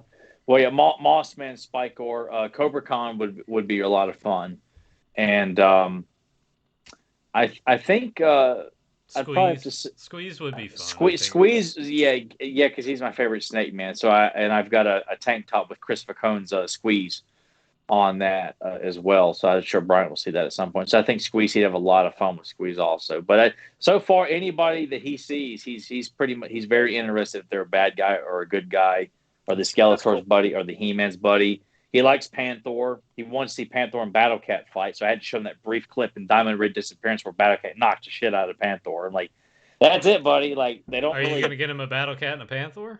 I got him a Battle Cat. I got him that. For all right, Christmas. well get him a Panther, because I got to get him a Panther. Yeah, Target still has them. Yeah, I don't know if the description was anywhere else but in like the Golden Book stories, but I remember when they described Panther, when they were doing the bios in those giant heroic and evil warrior books, they always described Panther as being a coward and scared of Battle Cat. That was kind of weird. I didn't know if it's different. So all right. And if there were more books, because I got him one of the Golden Books, which I think he's read quite a bit, because he seems to, and he's also making references. That's Prince Adam, and he changes, and he's saying stuff back. I'm like, if you could get the giant ones, I bet Tyler just starts like crying right there. He's like, oh. But I'm getting him into wrestling a lot too. Like, and Derek's behind that as well. And I actually introduced Ryan to the concept of the Royal Rumble. Yeah. And I bought some wrestling figures from one of my coworkers, and you showing him all that early. You showing him all that early '90s Tito Santana bullshit. I bet. No. I haven't shown. Look at this. This is when wrestling was good, and no, it wasn't. You got to show, if you're gonna show him 90s wrestling, you show them WCW and NWA stuff. Don't show them the WWF stuff. No one wants to see Warlord slogging around. Well, first off, burying Marty Jannetty versus Tito Santana. I haven't shown any actual wrestling, but I did today because he really wanted to play with Sting. So I brought up a promo of Sting cutting a promo on Flair, and then Flair and J.J. Dillon come out, and then Sting throws him into the ring. So Bryant was, into that. What you're gonna have to do now, right? You're gonna have to go get those Galoobs. Get the Galoobs. Oh man, yeah. Because I mean, they're relatively cheap. Sting is very toyetic. Oh man, that's great. Yeah, and Sting's usually a real cheap price because nobody wants them. Yeah. So yeah. Oh, sir. Nobody Sting's always a cheap figure. He's a cheap figure. Yeah. Wait, Tommy. No. Is this? You're gonna go. You're gonna go in the thing where Ultimate Warrior, Ultimate Warrior is better than Sting? Yes. And Tommy was wanting to know if we heard about one-time heavyweight. How many times has Sting been heavyweight champion? By the way, Joe, how many times is Ultimate Warrior heavyweight? Once. Tommy said, "Did you guys hear about Slaughter? Did you hear about the Teenage Mutant Ninja Turtles He-Man crossover that got canceled?" Yeah, everybody's seen that. Yeah, thing never happened. Like it was never going to happen to begin with. An asshole Rob David was behind that piece of shit. He would have destroyed Turtles and He-Man all in one swoop. How would you even do that? Would this be the case of like? It doesn't make any sense. There is no logic behind that crossover anyway. Would it be a reprise of the '87 movie? He-Man's back on Earth, but he's in New York City, and here's the Ninja Turtles. Is that how that was supposed to go? I guess. It wouldn't have made sense anyway. Plus, what's wrong with you, Joe? Shots of like, you getting that heat because Ultimate Warrior's fucking trash and Sting is way better than Ultimate Warrior. Never heard of him. Hold on a second. I gotta block the camera because I'm gonna do something. I can't have you people seeing me. Sting. He's got to pick his nose. Sting in the mid '90s, and especially when he did the Crow thing and it led up to Hogan and Starrcade, drew way more money than Ultimate Warrior could have ever imagined during his run as heavyweight champion. Ultimate Warrior, mid-carder at best. He should have stayed IC champ, feuding with Rick Rude. Oh, you're terrible. You're terrible. And that's it. Can I flip this fucking table? Is this podcast over? This is almost as bad as Steven Seagal's The Patriot, man. But no, yeah, thank God that got canceled. And R.I.P. Warrior, and one of the best things Warrior ever did is with those emo kids, where he's like doing the workout thing. Shitting over a hole. It's like you're squatting over a hole. Fuck. Guys, this isn't like complete. him yelling at shitty teenagers was great. Wrestling sucked. Promos are fun, and just the weird. He was the most electric what is he guy in saying? wrestling. I love Warrior's presentation. I always will. Yes, it I was. do too. Oh, But Sting is way better than Ultimate Warrior. Oh, as a worker, there's no question about that. He Sting is a better wrestler. Yeah, just not better. It's Hogan's always going to be my favorite. What is that? I still got to work on this, but Fedmon said he wanted to see the Battle Cat cycle I'm working on. There's still a lot to be done. This was originally that Batman's cycle that just came out, but I had to sculpt an entire Battle Cat face, the saddle, the back of the saddle. There's a lot of details that got to go into this. It'll be debuting this week, but this was trickier and shit to sculpt. That was a lot of new sculpting and tooling because this was just he's doing all that. What Joe needs to be putting that talent towards making me an Azrog figure. Like if he can do all that, then damn it, I have got to get Azrog on my show. They got lost in the mail. You know what? Forget it. I'm not. If I can't get Liz, I'm sure only getting Azrog. So, and I know what? Dude, yeah, actually, an Azrog and a Spydra for Vin. Oh, Joe, Joe, when I start working again, I might have to hit you up, brother. Okay, all right, good. Be like, hey, let's and he'll be like, yeah, that's. I mean, you said Ultimate Warrior sucked. That'll be $1,500. This is how fucking quadruple it. Pride of Grayskull says the Hallmark Grayskull ornament is coming out. Yeah. Oh, I didn't even know that. How much is that? Yeah. I wasn't aware of that either.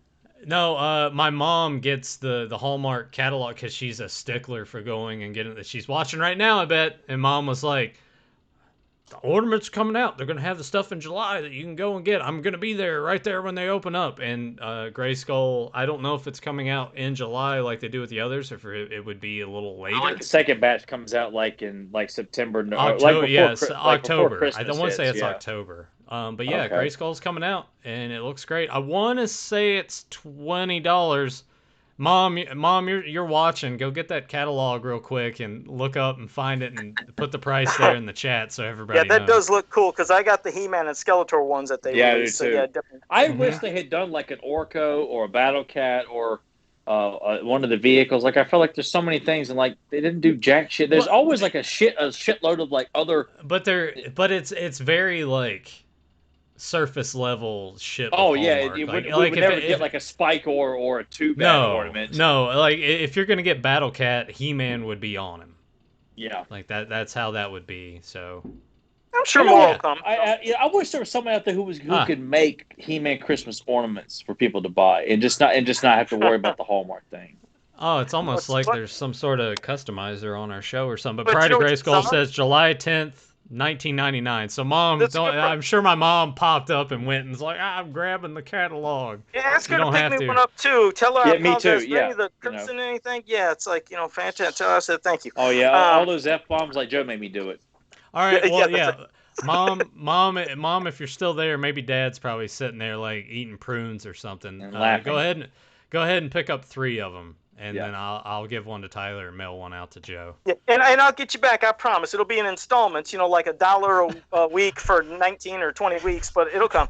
Okay. 19 or 20 months. Just send her an IOU. Yeah. Let me see. Fedmon said, "What? Oh boy, not many thoughts." But he said, thoughts on the sequel." What else is new? To this episode, basically, when he's like, "What did you guys think of the Golden Book's New Champions of Eternia?" That was something else. That was a disappointment because I remember buying that off of eBay. I think when I was in high school or just graduated high school, thinking it was going to be like an introduction to like Mossman and Cyclone, and it's going to be awesome. And they're like, no, and I was just ready. I was ready to go hang myself. Yeah, you get Oh my God, what a Evil piece of Lyn and shit book. Triclops and Beastmen as being astronauts with Queen Marlena. Again, things that I thought were like Oh God. not used from the Filmation Bible, I'm but we kind were of lucky enough surprised to get that them. His Majesty Rob David and Kevin Smith, they're like, oh, this is great, man. Here, pass that over, man. While they're smoking their bullshit pot because It's Kevin a Smith doozy. can't talk about anything without sucking dick or smoking pot. Yeah, So that while they're was. sitting there puffing a big fat doobie with Jason Mewes, like, oh man, this would be awesome. Jeez, go, man. Marijuana is legal here now in small amounts, and you can actually grow it here, but there's like certain limitations to it. My dad's been doing the shit where he gets my mom riled up. He's like, "Yeah, I'm gonna start growing some." Oh, I Start can see smoking the look on your mom's face just like when he brings it She up. And of doesn't course, say anything, but Dad will just look at me and just be like, I know he's doing it. I can see him doing it to get her roused up, and she ain't taking the bait. I told him, I'm like, dude, just grow your hair out, because my dad used to be a big pothead back in the '60s. He used to listen to like Beatles records all the time down in the basement and Zeppelin records, watching the Yellow getting stoned all the Submarine. time. Yeah, he just get stoned all the time listening to records. I'm like, hey man, time to bring it back. You're retired now. All right, Enjoy Tommy. the rest of your life, sir. Tommy has a question. Said, "Where is Rayman and Stratos in Revelation?" Well, hopefully Stratos is dead. That's the best thing about that. As for Rayman, I don't know, but Wouldn't yeah, that maybe be they'll show up. something? Maybe Oh, they like got wind of Joe just hating him so Holy much, and it's shit. just like a Passover thing. Like, Could they you had picture? Yeah, the one had thing that they listen to comics? fans on, they kill him off and ignore everybody else. Yeah. Oh, could you imagine? I would actually say this is the greatest fucking thing ever. I was like, I take back everything I ever said. Yeah, that Joe was would be bad. like the 10 out of 10. podcast, and I'm taking Nathan with me. We started our own He-Man podcast, and Joe has to sit by himself. Do Looking at my Facebook cool Live rings. every week at 9 o'clock. We go head to head with Joe. We do our own podcast, and we're going Like head Raw to head. versus Sunday Yeah, Night it's the Wars. Sunday Night Wars. Oh my god, I And can they were see that. like Deucen shows up on our podcast, but a minute later he shows up on Joe's podcast. How's that possible? Yeah, It's exactly. like They'll Lex fix it Luger all over again.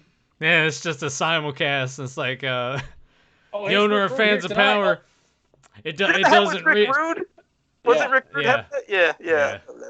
One with the shaved face and one with still the beard or something. I don't know. Yeah, well, Rick Rude purposely shaved his face to be on Nitro so that the Nitro audience would know that the Raw was taped because he Oh, still I had the got you. beard. Yeah. That's pretty cool. Papa Hood 69 with a pretty cool question. Fans of Power, since the unnamed one turned out to be a disappointment, how would you like the unnamed one, to look? What would you want him to look like? Well, he definitely wouldn't have been a goofy ass little Trollin. I mean, just that Scott Notley came up with.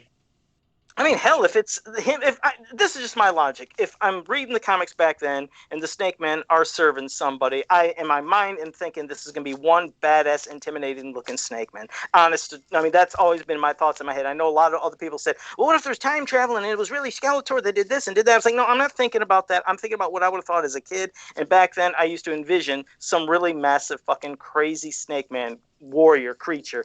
I can't really explain anything beyond that, but at least in my head, that's what it would be.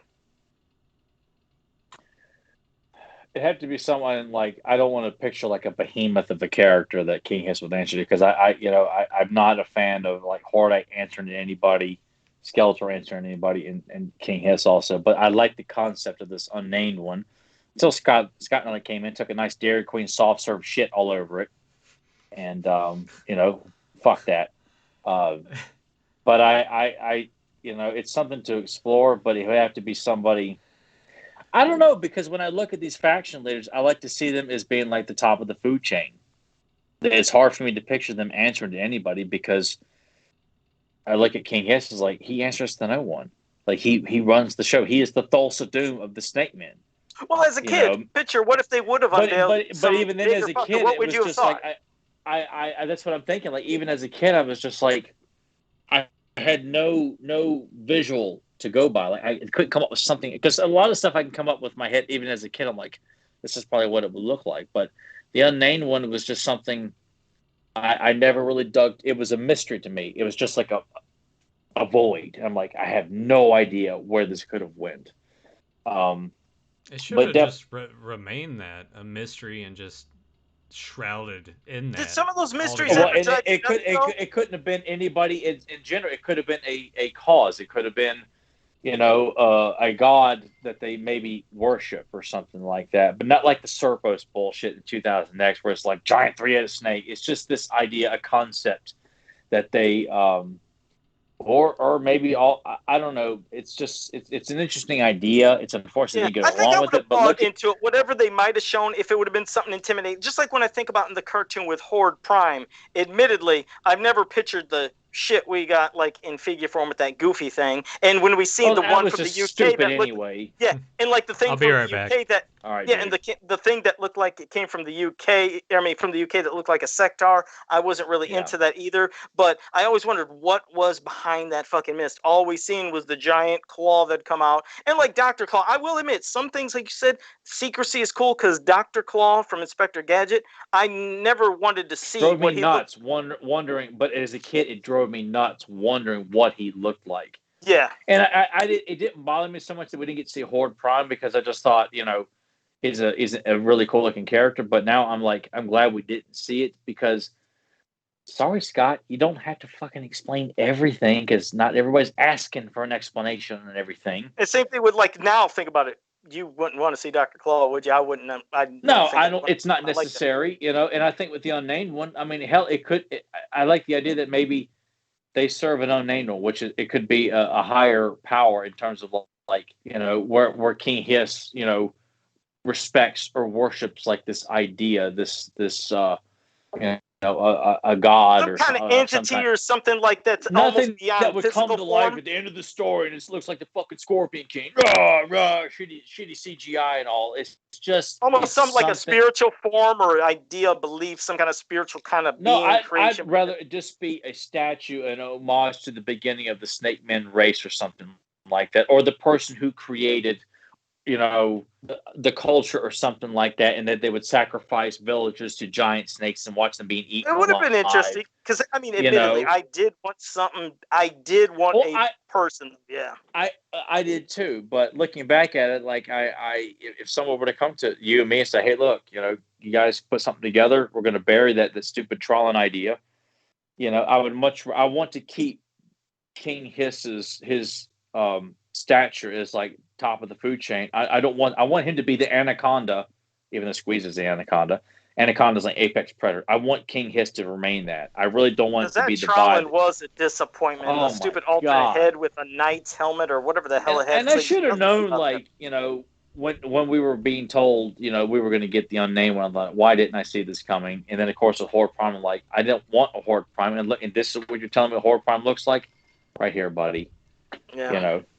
Keep your Spectre bullshit and your Sir Laser Lots and making Axel draw all these shitty ideas. At least you paid him. You paid him well for that. Monkey had a question, said, "How's my toe after the web store assault?" It actually did heal up fine. There's like a small remnant to where you see a slash. Where he does have a bit of gangrene developing though, but that's natural with him though. That was a hell of a thing. That did not feel good, and seeing blood pouring out, that was interesting. Let me see. Curtis has a question. You goddamn motherfuckers, will they keep that shit down? It's going nuts outside. Drive me crazy. And they got cars going on. It's not picking up on your end. It is for me. Ours. Oh, yours isn't, but it's just boom, boom, boom, boom, boom, and I hear the fucking walls shaking. It's driving me insane. Sorry, everybody listening. Curtis has a question. You go back to the 80s or 90s, and you have to grab one wrestler to join the Heroic Warriors, one for the Evil Warriors, and one for the Horde. Who are they? Damn. All right. Because I don't like that whole wrestling crossover line they're doing right now, but I don't mind it. So, shit, man. I'd probably Jake Roberts for the Horde. I was figuring to say Jake Roberts for the Snake Man. Well, it was only Heroic Warriors, Evil Warriors, and the Horde. Oh. Well, I guess he clearly doesn't like the Snake Man. What the hell's your problem? Well, all right, Jake Roberts for the Snake Man, just because that makes the most logical sense. Heroic Warriors. I'd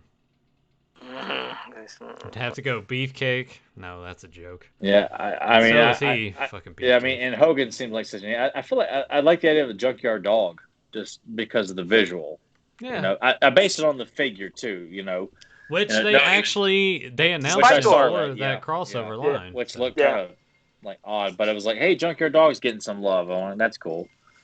Yeah, I think they went with the Spikor thing because you remember his studded, collar Yeah. he had. Maybe that's I always wanted the LGN figure when I was a kid. When I saw it on that checklist poster that came with the ring, I'm like, God, I want a Junkyard Dog. Never did get him. Surprised Nathan hasn't said Sting yet. I like the Sting to join Hordak's Evil Well, Warriors. see that he was an LGN wrestler, Joe. Don't you know you're wrestling? What kind of a fan are you? Oh, he just said No, he 80s said- or 90s, and you Yeah, he just said have to 80s or- grab one wrestler. Oh, see, I mean, well, I Sting, figured- Surfer Sting would be a great choice for Heroic Warrior. Jake the Snake for the Snake Men. Evil Warrior. There's Paul Orndorff when he was a heel. Boy, he could be a real prick. I don't know. It's kind of a loaded question because there's so many that you have I'd to have sort King of- Kong Demolition, Bundy. man. I want King Kong Bundy to join the Evil Warriors. That'd be kind of cool. Just a big sumbitch to go head to head, toe to toe with Ram Man. So bring Bundy over to the Evil Warriors. Have Hillbilly Jim join the Heroic Warriors because I know he could probably cook up some good stuff probably and do some fighting. He has dirty tactics. So we get some Hillbilly Jim. The Ultimate Warrior would be by himself. How about that? Because he's just on his own world and planet like me, and he's insane. It's just intensity personified all the time. So he'd just be a That sounds like loner. something Rob David would write there, Joe. Well, thanks, Tyler. That was a goddamn horrible, horrible thing to say. I thought we were friends. Well, What I the had to fuck's calm going you down on there, man, because you're getting out of control. This there. is bullshit. You're shaking This the ropes and all. God damn. That's That's it. because I'll go our outside latest listening to insult. Sketch. You're Rob David all over the place here. You I'm know, gonna go outside. we and need watch we the need his, we fireworks. need like his face with the Ghostbusters logo. That's what we need. Deuce, get on that shit. You know. Well, you pick some, Tyler. Go ahead. Abdullah the Butcher for the Horde. Very different. Let's see. Y'all I'd slashed probably. the forehead. Blood Well, I'll go ahead and throw Junkyard Dog in for the Heroic Warriors. Evil Warriors. Got to go with the tag team of Demolition when they were heels. Yeah. I think they look awesome. Very toyetic. Yeah. Which I'm surprised they haven't put them in that line. I think aren't they still suing or isn't Axe still suing them over for the brain damage stuff? Yeah. The concussions, the CTE. Something like that. Yeah. Yeah. I think that was still going on, but I mean, I think they would look good. But they have a black and red motif, and the Horde are black and red. Maybe they fit better with the Horde. Demolition with the Horde would be better. Yeah, Demolition with the Horde, and then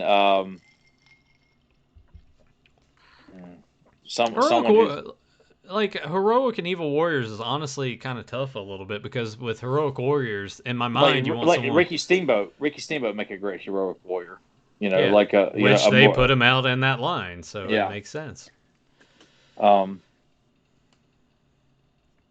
to run through I'm just rolling through like a Rolodex because I'm thinking more along the lines of LG and Heel Flair would make a great Evil Warrior. You know, like or 80s Horseman Ric Flair, like just pompous ass, talking all kinds of shit. I'll leave Ole out of it, but have like Rick, Tully, Arn, and like Barry Windham as the Four Horsemen, but like change up the look just a tad to make it very toyetic for Masters and put them in a set. Hell, maybe even make them their own little evil faction or something. That'd be pretty cool. His action feature would be when you hit him in the face, he just does that forward face plant right out his face. Or he just starts profusely bleeding. Yeah. Right. It's like Mosquito. They give him the Mosquito action feature. You put the button on the back. You see blood just pouring. Just pouring all over his face. Let's see. Question from Grimbot. How will you guys react if the Revelation intro remains the same exact that was shown in the leaked video where it was just a slideshow? Grim, I still think that. I'm hoping that was just some fan thing for online. I can't picture that because they were using Esteban Maroto art. There was so many bizarre pieces of art. It didn't make sense. People are pulling ideas from classic bios. They clearly are not doing a very good job of doing their homework on anything anyway. But regardless of that, I did enjoy just seeing that artwork being used and present there. I mean, I know that doesn't help matters, but to see it, I didn't look at it as like, oh, they're doing that as like an Easter egg or they know their shit. But just seeing that art, I was like, I like that art. It's nice to see it showcased. Maybe that would help somebody be like, let me do some more research. Let me look up more on this. Oh, look at But this I felt art. like all Holy that could have been done shit. in a quick Google search on the damn lunch break while they're eating their Yeah, bullshit, trendy right, salad. right. But it wasn't. Still, it was nice to see some of that. I didn't But like it Teresa at all. Kennedy. it's incredibly lazy. Teresa Kennedy said, she said, so I need to buy 3. So Yeah. there you go. Yeah. All Much right. appreciated. All right. Yes, it is. It's greatly appreciated. Thank I you. mean, aren't we like sons to you anyway? I mean, I know. Now the pressure's on. She's gonna show up and they only got like one of them. She's like, well, It's gonna be like Macaulay Culkin in The Good Son. She's gonna drop Nathan and hold on to me. That's cold. That's terrible. Did you know that? Did you know that Walmart? I haven't seen it yet, but they're gonna have an exclusive, like the Turbo Man figure. They're gonna re-release that and have it at Walmart. And I was like, I came so close to getting that when that came out because I just thought like it was just a cool like old school looking toy, and it was even though Jingle All the Way is not Arnold's finest hour, but it was still cool though. Yeah, it's fun for a Christmas movie. It is. Eric Gaiman said, "Wait, what?" Jake Lloyd is so obnoxious in it. Yeah, Eric, you'd have to go back a few. I can't remember how far back that was, but my web store that's right there in back of me before one of the shows about a month or so back. I think it's before when we had Michael on. I think it was like the episode before Michael came on with us. It was a while. Yeah, I'll try to find the link and get you. But he fell off and he slashed his back fucking pincher thing right into my foot, and it went through the sock and it was bleeding. So yeah, you seen during the podcast I showed my bloody Band-Aid. It wasn't fun.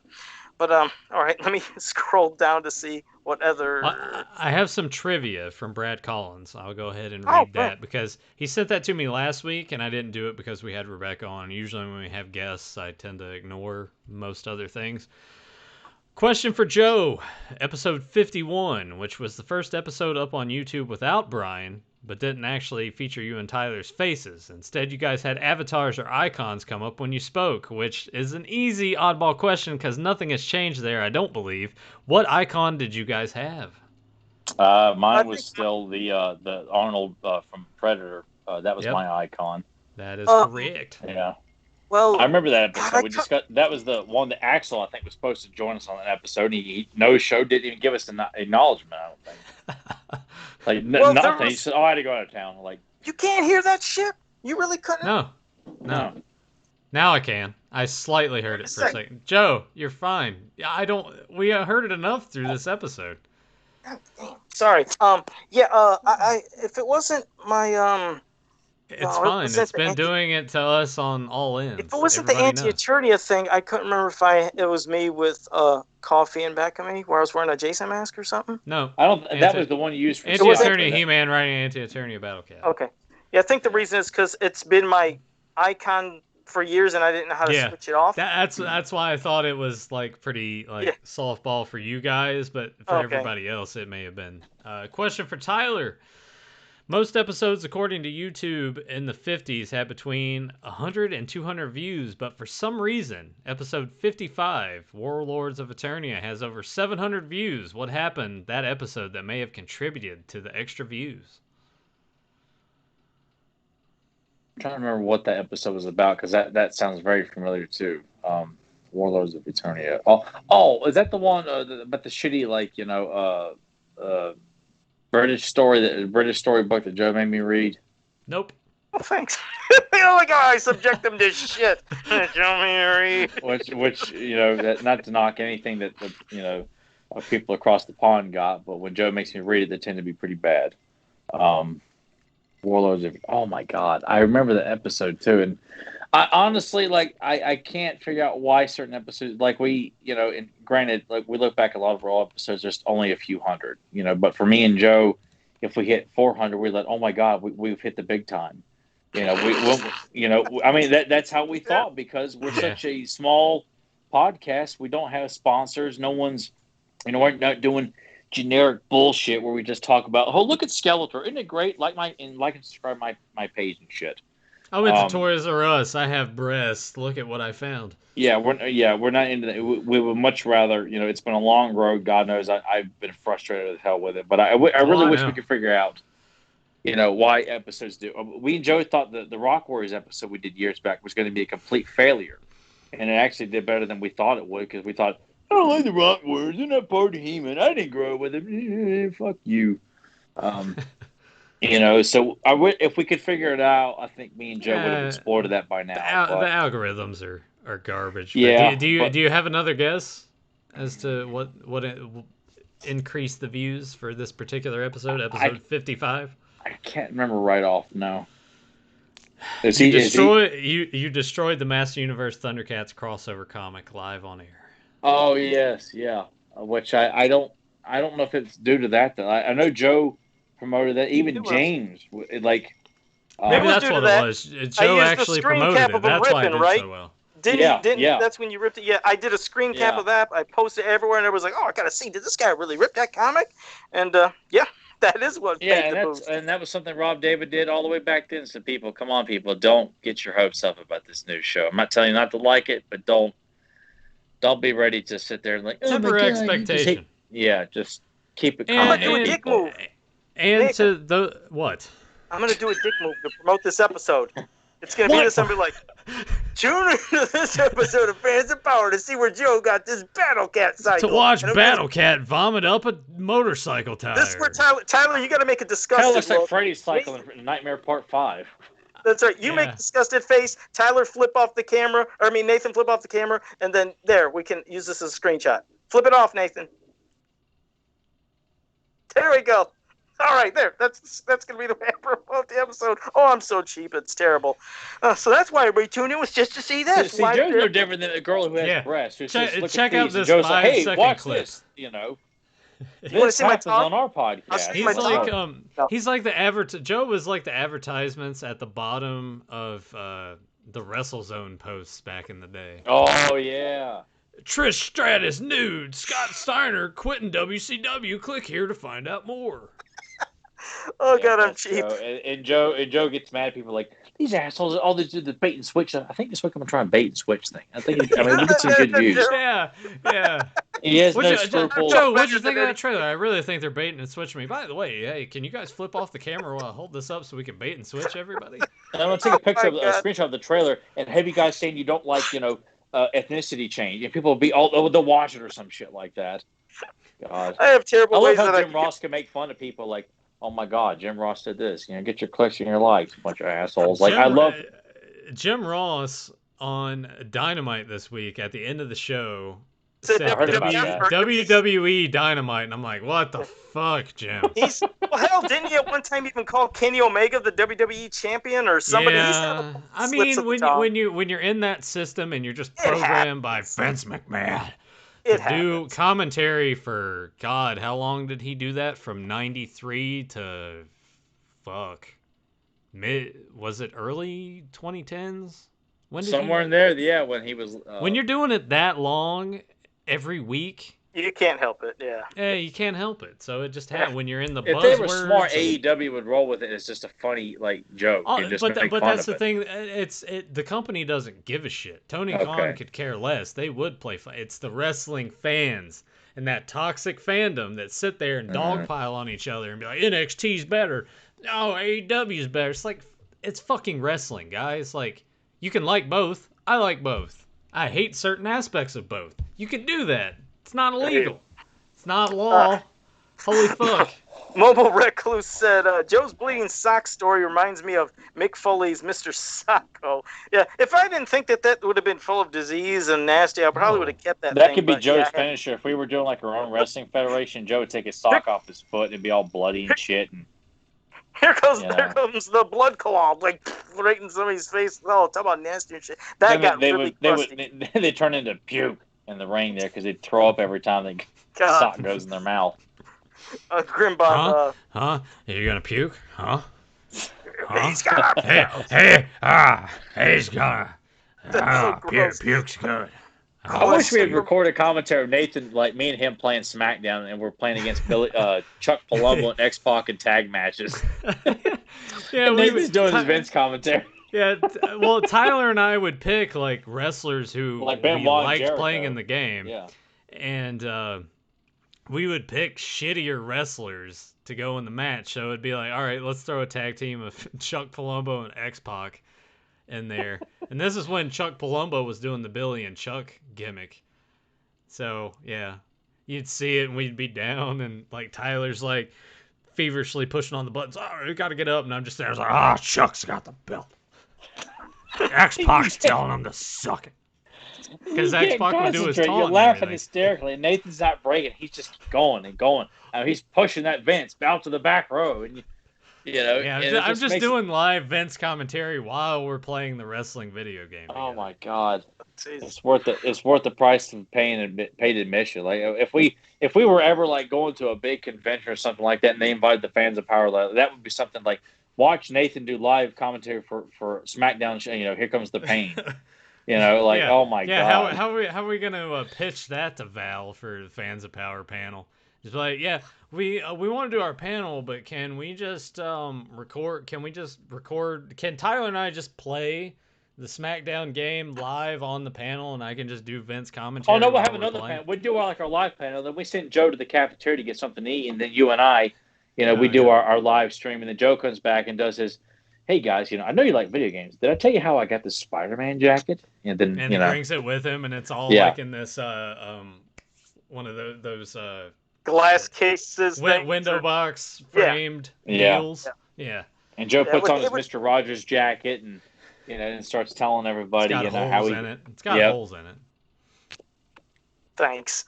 Grimbot said, "How will you react, Joe, if Mattel comes out with a fighting tiger cycle?" That'd be interesting, Grim. Yeah, I don't think it'll happen, but wouldn't that be something? And now we got to get one more question before we wrap this up, because it's almost time to wrap it up. So, guys, pop us a good one right here. If we got more question there, get the hell out of here. It's my birthday, here. Joe. It's my birthday. We'll go all night if we have to. Yeah. He's like, I stand at 1 o'clock in the morning. I don't care. I'm going to start. I ain't going to work tomorrow. I'm off tomorrow, man. So there we go. Later. There we go. Joe, get with it.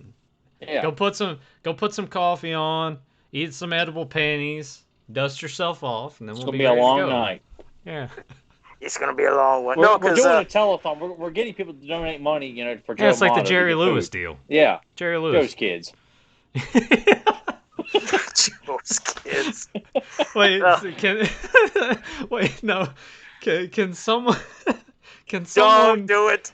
I know what you're gonna say. Oh, you're like Grim to put a picture together. Deucin, Bebe's kids. Photoshop Joe in there. I knew he was gonna say something. And do that. That would be beautiful. And then, with your permission, Joe can put it on his TeePublic, and we can put that on T-shirts. And I will wear it. And I'll walk in the store, and people will be like, "What the fuck is this?" I'm like, "You ever seen Bebe's Kids? Oh, this is Joe's Kids. This is the this was the 2021 telethon." Shit. Did you see it? And they'll be like, "No." I'd be like, "Well, you need to go to youtube.com/fanspower podcast," and that's where it was. We have some dedication from Monkey Boy here. We get more clicks and subs, Joe. Clicks and subs. I was going to say Monkey Boy in the chat room. That's some dedication. It's 4 a.m. where he's at. So we appreciate that. That's wow. Well, we do appreciate that. He can stay up until 4 a.m. and you can't hang around for another 15 minutes? Little Rascal on my birthday. In the morning, Joe. On my birthday. Well, shows how much you care. Well, that's the thing. Just to let everybody know, and it'll make you feel better, Tyler. I didn't say happy birthday to Nathan all day until this episode came out, so I might have forgot. I could have forgot his birthday, just like yours. You're saying it to him on his actual day, whereas we spoke. We didn't have to remind you. It was a week later before you said, happy birthday to me. So really, Joe, you're treating him better than you treated me. You've known me a lot longer. Did I mention sometimes on Facebook? Just because I don't sit down on your magazine reviews and talking about all the goofy kids and their artwork and shit. You should join us on one of those. Yeah, but you guys do it when I'm at work. The last one you guys did, I was at work, literally. I could not do it even if I wanted to. We can plan that around you. You know that. I'm all right. They didn't publish any of my letters. I sent one in years ago. So how about that? That's terrible. Young Joe wasn't good enough. Mattel probably kept it, and they're passing it down to all the idiots down there, and just copying from. But I was published in GamePro issue 3. GamePro issue 3 for my Alex Kidd Miracle World tricks that I sent in. One about destroying the octopus on the pot, and then if you guys didn't know, you push down on it and you go to a secret level with all this extra bags of money and stuff. And then one about how to continue when you have certain with the controller. So I had that published in issue 3 of GamePro. How about that? Well, see, Arnold Schwarzenegger picked me in his voicemail contest to try and beat that. Somebody gave me. I met Edge and Tommy Dreamer at Best Buy. Yeah, that's the true story. I can't match anything because I've never seen any famous people around. Joe's never been to Best Buy anyway, so. I got I seen Knight Rider at our sports arena years ago, the kit car, and I remember they said do not touch it. This one not kid David went up. Hasselhoff, but Yeah, and Joe's in there. Yeah, Joe hopped in the passenger seat with a bag of Cheetos. Well, they Got were Cheetos stressing. everywhere. They had a big sign right there on all the sides that says, "Please do not touch the car." One what shit does had to Joe go do? under the ropes. No, not me. You could imagine like one asshole went under the ropes. Like, are you the asshole, Joe? Like, you caught me. But they went Joe under the wears ropes. a mask to this day. And they pushed it. I remember it like collapsing in. Oh fuck, they lost it. That guy, it was a kid that did it. So the father, the kid were thrown out because he went right in and pushed in. It's just like a cheap fiberglass, and yeah, you shouldn't be touching the shit like that. So that's probably why they were stressing, don't touch it. It wasn't a durable vehicle. But I think that might be in the chat room. I think everybody's done. There was just more comments than anything. There was people actually saying happy birthday to fucking Nathan. I mean, yippee. Why would anyone want to say anything? I appreciate that. It's a special day for him. Yeah. Not faulting you guys in the chat room, but I mean, really, it's just Nathan's birthday. Yippee! It's coming from the guy who just posts the most silliest, obnoxious image, and you guys just can't wait to come out and fondle those balls over it. Post a picture of He-Man next to a used thing of chapstick. Oh my God, this is fucking awesome, man! Like, Joe, how did you come up with something like that? I guarantee it. If Joe were to take my used chapstick here and put it next to a figure of him, I don't care which one it is. Let me he would get 100 likes within 5 minutes. Now I did say Joe just can't stand somebody else getting attention other than him, can you? Tough Nerd Toys. I did shout silence, Mate. But yeah, so Tough Nerd Toys earlier. I did shout him out, but it's Danae from Facebook, and yeah, he's a real passionate Masters of the Universe fan. He's been like on my friends. What does it have to do with my chapstick idea? Oh, nothing at all. But no, it's just he's a real good guy. He's passionate. He's waiting for the new cartoon as well to give his honest opinions because he gives honest opinions. And I couldn't remember if you gave you can always give a shout out to your channel here too, Danae.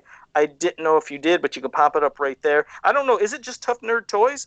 I didn't know if that is your channel, but either way, I did shout your name out earlier, but yeah, I might have forgot just right now.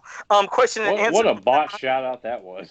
I was like, what did I do? I was like, I thought I shouted out his name earlier. I shouted you out. I don't know. I don't remember. Where was he? He was at home. Yeah. My brain stopped. Answer me. I still like watching those old Al Pacino prank calls on YouTube. I just listen to them.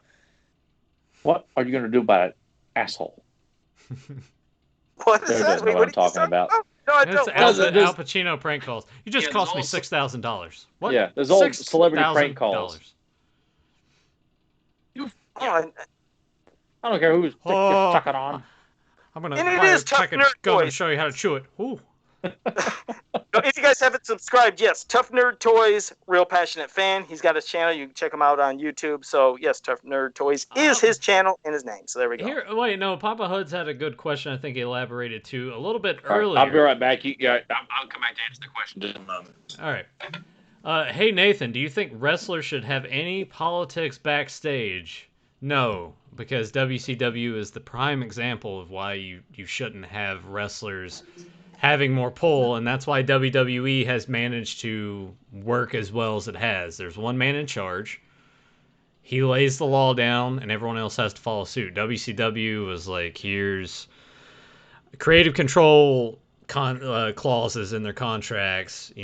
Bischoff's giving everybody leeway with everything. It just created a lot of chaos. And then when Bischoff left, and then Kevin Nash was the booker for a while, that created a lot of problems. So, no.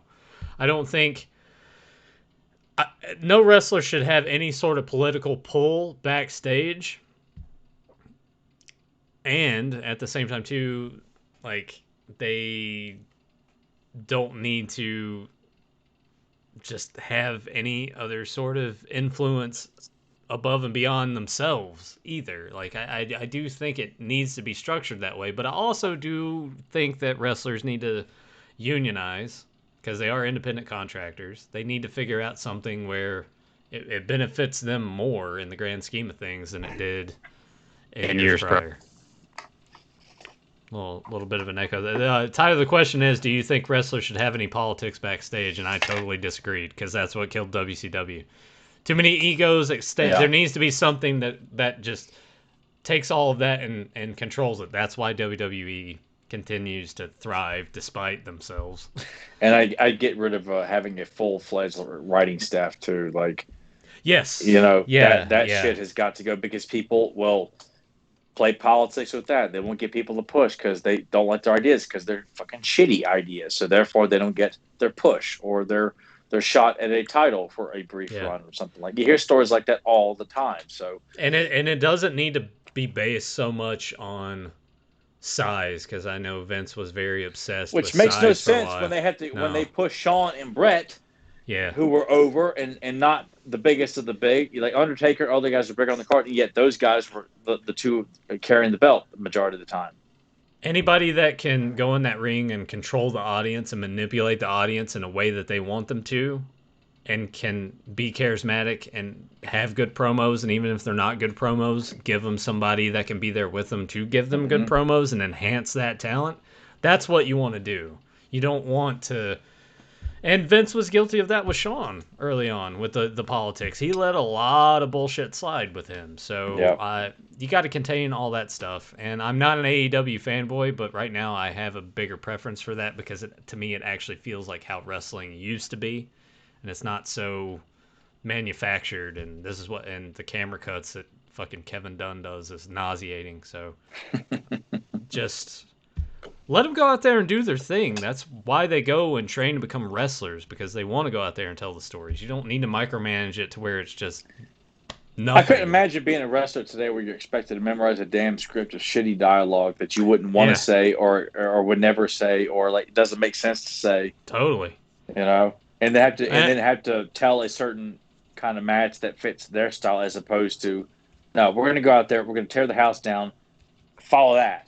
I don't care if it's just a and that's I think that would benefit everybody if everybody goes out there and just wants to be the best match of the night and be competitive. And I know a lot of WWE guys go out and they're like, they say that that's what they do, but the way that it's just so overproduced and the way that it's shot now, like you don't get that vibe from it. They do have good matches in WWE still, but it's just few and far. I can't wait for crowds to come back because that's really hurt their product. Yeah. Because with crowds being there, they're vocal. They can shit on everything that's terrible right now in that promotion. So I'm looking forward to everybody getting back on the road. Definitely. Well, I think that is probably towards the end. Joe is the king of transition. Like I couldn't think of anybody who does transition better than Joe does. Oh my God. Perfect. Just make him a late night host already. No, it's just not too late because he doesn't want to stay up too late. We gotta make it. Exactly. He's got to do that Jay Leno 10:30 time slot and piss everybody off. Yeah, see, there you go. Right. All right, but yeah, if you guys are new to this channel, make sure you like, subscribe, share, and ring that bell so you can always be notified when we go live. And until next time, have a powerful day. Wonton beef stew. What did he say? I'm gonna see if Joe gets it. Obviously, I know what it is. Yeah. Could you say it again? It's not from a movie. Yeah, it's not a movie quote. It's a video game. Yeah. Wonton beef stew. Bacon off. I want Joe to put that on a tank top, like bacon off. That would be great. Oh my God. I'm completely drawing blank. I'll wait for 20 seconds to see if the chat gets it. It's I'll tell you. Wait, hold on. No, wait, no. Well, I don't want the chat to tell you because I know the answer, Joe. But I want them to do it. Let's see. There's 10 more seconds. No. It's my birthday, asshole. See, Joe wants to kill the podcast when he's ready, but then wants to keep this going. I fail to follow the logic. Well, all right. We'll see if they get it. No, Joe. We'll see if the chat room gets it. We still got a minute and a half on delay. No, it was I'll sit here and tickle my nuts like Andrew Dice Clay. Yeah. Oh. He's like, I don't want to go now. Look at his face. Like, go ahead, Nathan. He's like, nope, not gonna do it now. Nope, I'm not doing it. Nobody can get it. There, that 30 seconds. No. Look, you guys can just eat my ass. The 30 seconds up. You can That's tell from us Office now. Space. Yeah. Like, it's up. Go ahead, Nathan. No, I'm gonna see if they get it. If they don't get it, we'll leave it in a shroud of mystery, like the unnamed one was supposed to be. Yeah. It's my birthday. My birthday, Joe. Happy birthday, Nathan. I love you. No, fuck you, Joe. You're taking it away from me. No one cares about that. Put that shit down. Yeah, put that shit back. We're going to Target. Yeah. You know where that's from, Joe? You know what movie is that from? Put that shit down. We're going to Target? No. Yeah. What's that movie? I don't know it. Oh my god. No, that was just a quote I had when episode 3 toys came out and Tyler wanted to venture around the tent at Walmart when they first opened. And it's like Monopoly and Pop. No, it was the early bird throwback. The early bird gift certificate throwback. That's what I was holding when you. No, it's like the Star Wars Pop Tarts, and I was like, that put that shit down. We're going to Target. Ignoring that shit. I wanted the early bird. Because we wanted to get the Unleashed figures. And Joe, by the way, Wonton Beef Stew is from the FMV video from WWF Warzone on PlayStation 1. And it's Ahmed Johnson's incoherent promos. He says something else. It's not Wonton Beef Stew, but that's what it sounds like. Yeah, but I never played it. But juice makes sugar. They're called Fun with Ahmed, and it's 3 videos of this guy translating what he's saying. Like, I forgot to take my medication, Morty. I'm in a real bad mood. Yeah, juice makes and sugar. if you read that, I'm just going to send it to Joe right now. Yeah, just do that. I'll have to look at this because I never played the game and I never got to see. I remember playing the game and I remember watching this, but I never at that time thought of it as like and I remember playing as Ahmed on that game too. I never played as Ahmed in Warzone because I was like he sucks. I was an Ahmed Johnson fan back then. Yeah. I liked Ahmed. You have a good night too, Rebecca. All right, Rebecca, take care. All right, I'm sending this. All right, I want Joe to watch this live. Yeah, we'll see you soon there. All right, hold on. All right, Joe, I just sent you. I want a live response to Joe. Yeah, from this. You're getting a live exclusive here. You like wrestling, and that's how we're gonna end the show. Yeah. All right, I'm gonna have to. That means I will have to turn up the volume. So hold on. There's one where Kevin Kelly's like interviewing him in the ring, and they're translating that one too. Oh God. Wait. I gotta mute my other thing. All right, now I'm gonna watch this. Wait.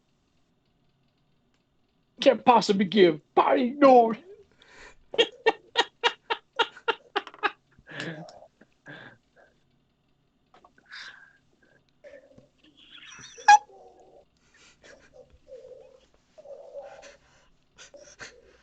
All I hear is this boom, boom, boom, boom. It's like Ahmed booming on his end. Incoherent. Hold on. Here comes the second one. That's the best one. Yeah. Juice makes sugar. With my ass whooping.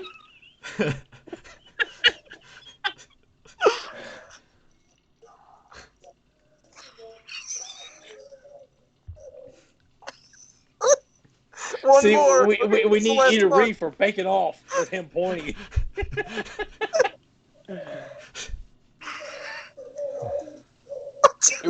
Boy.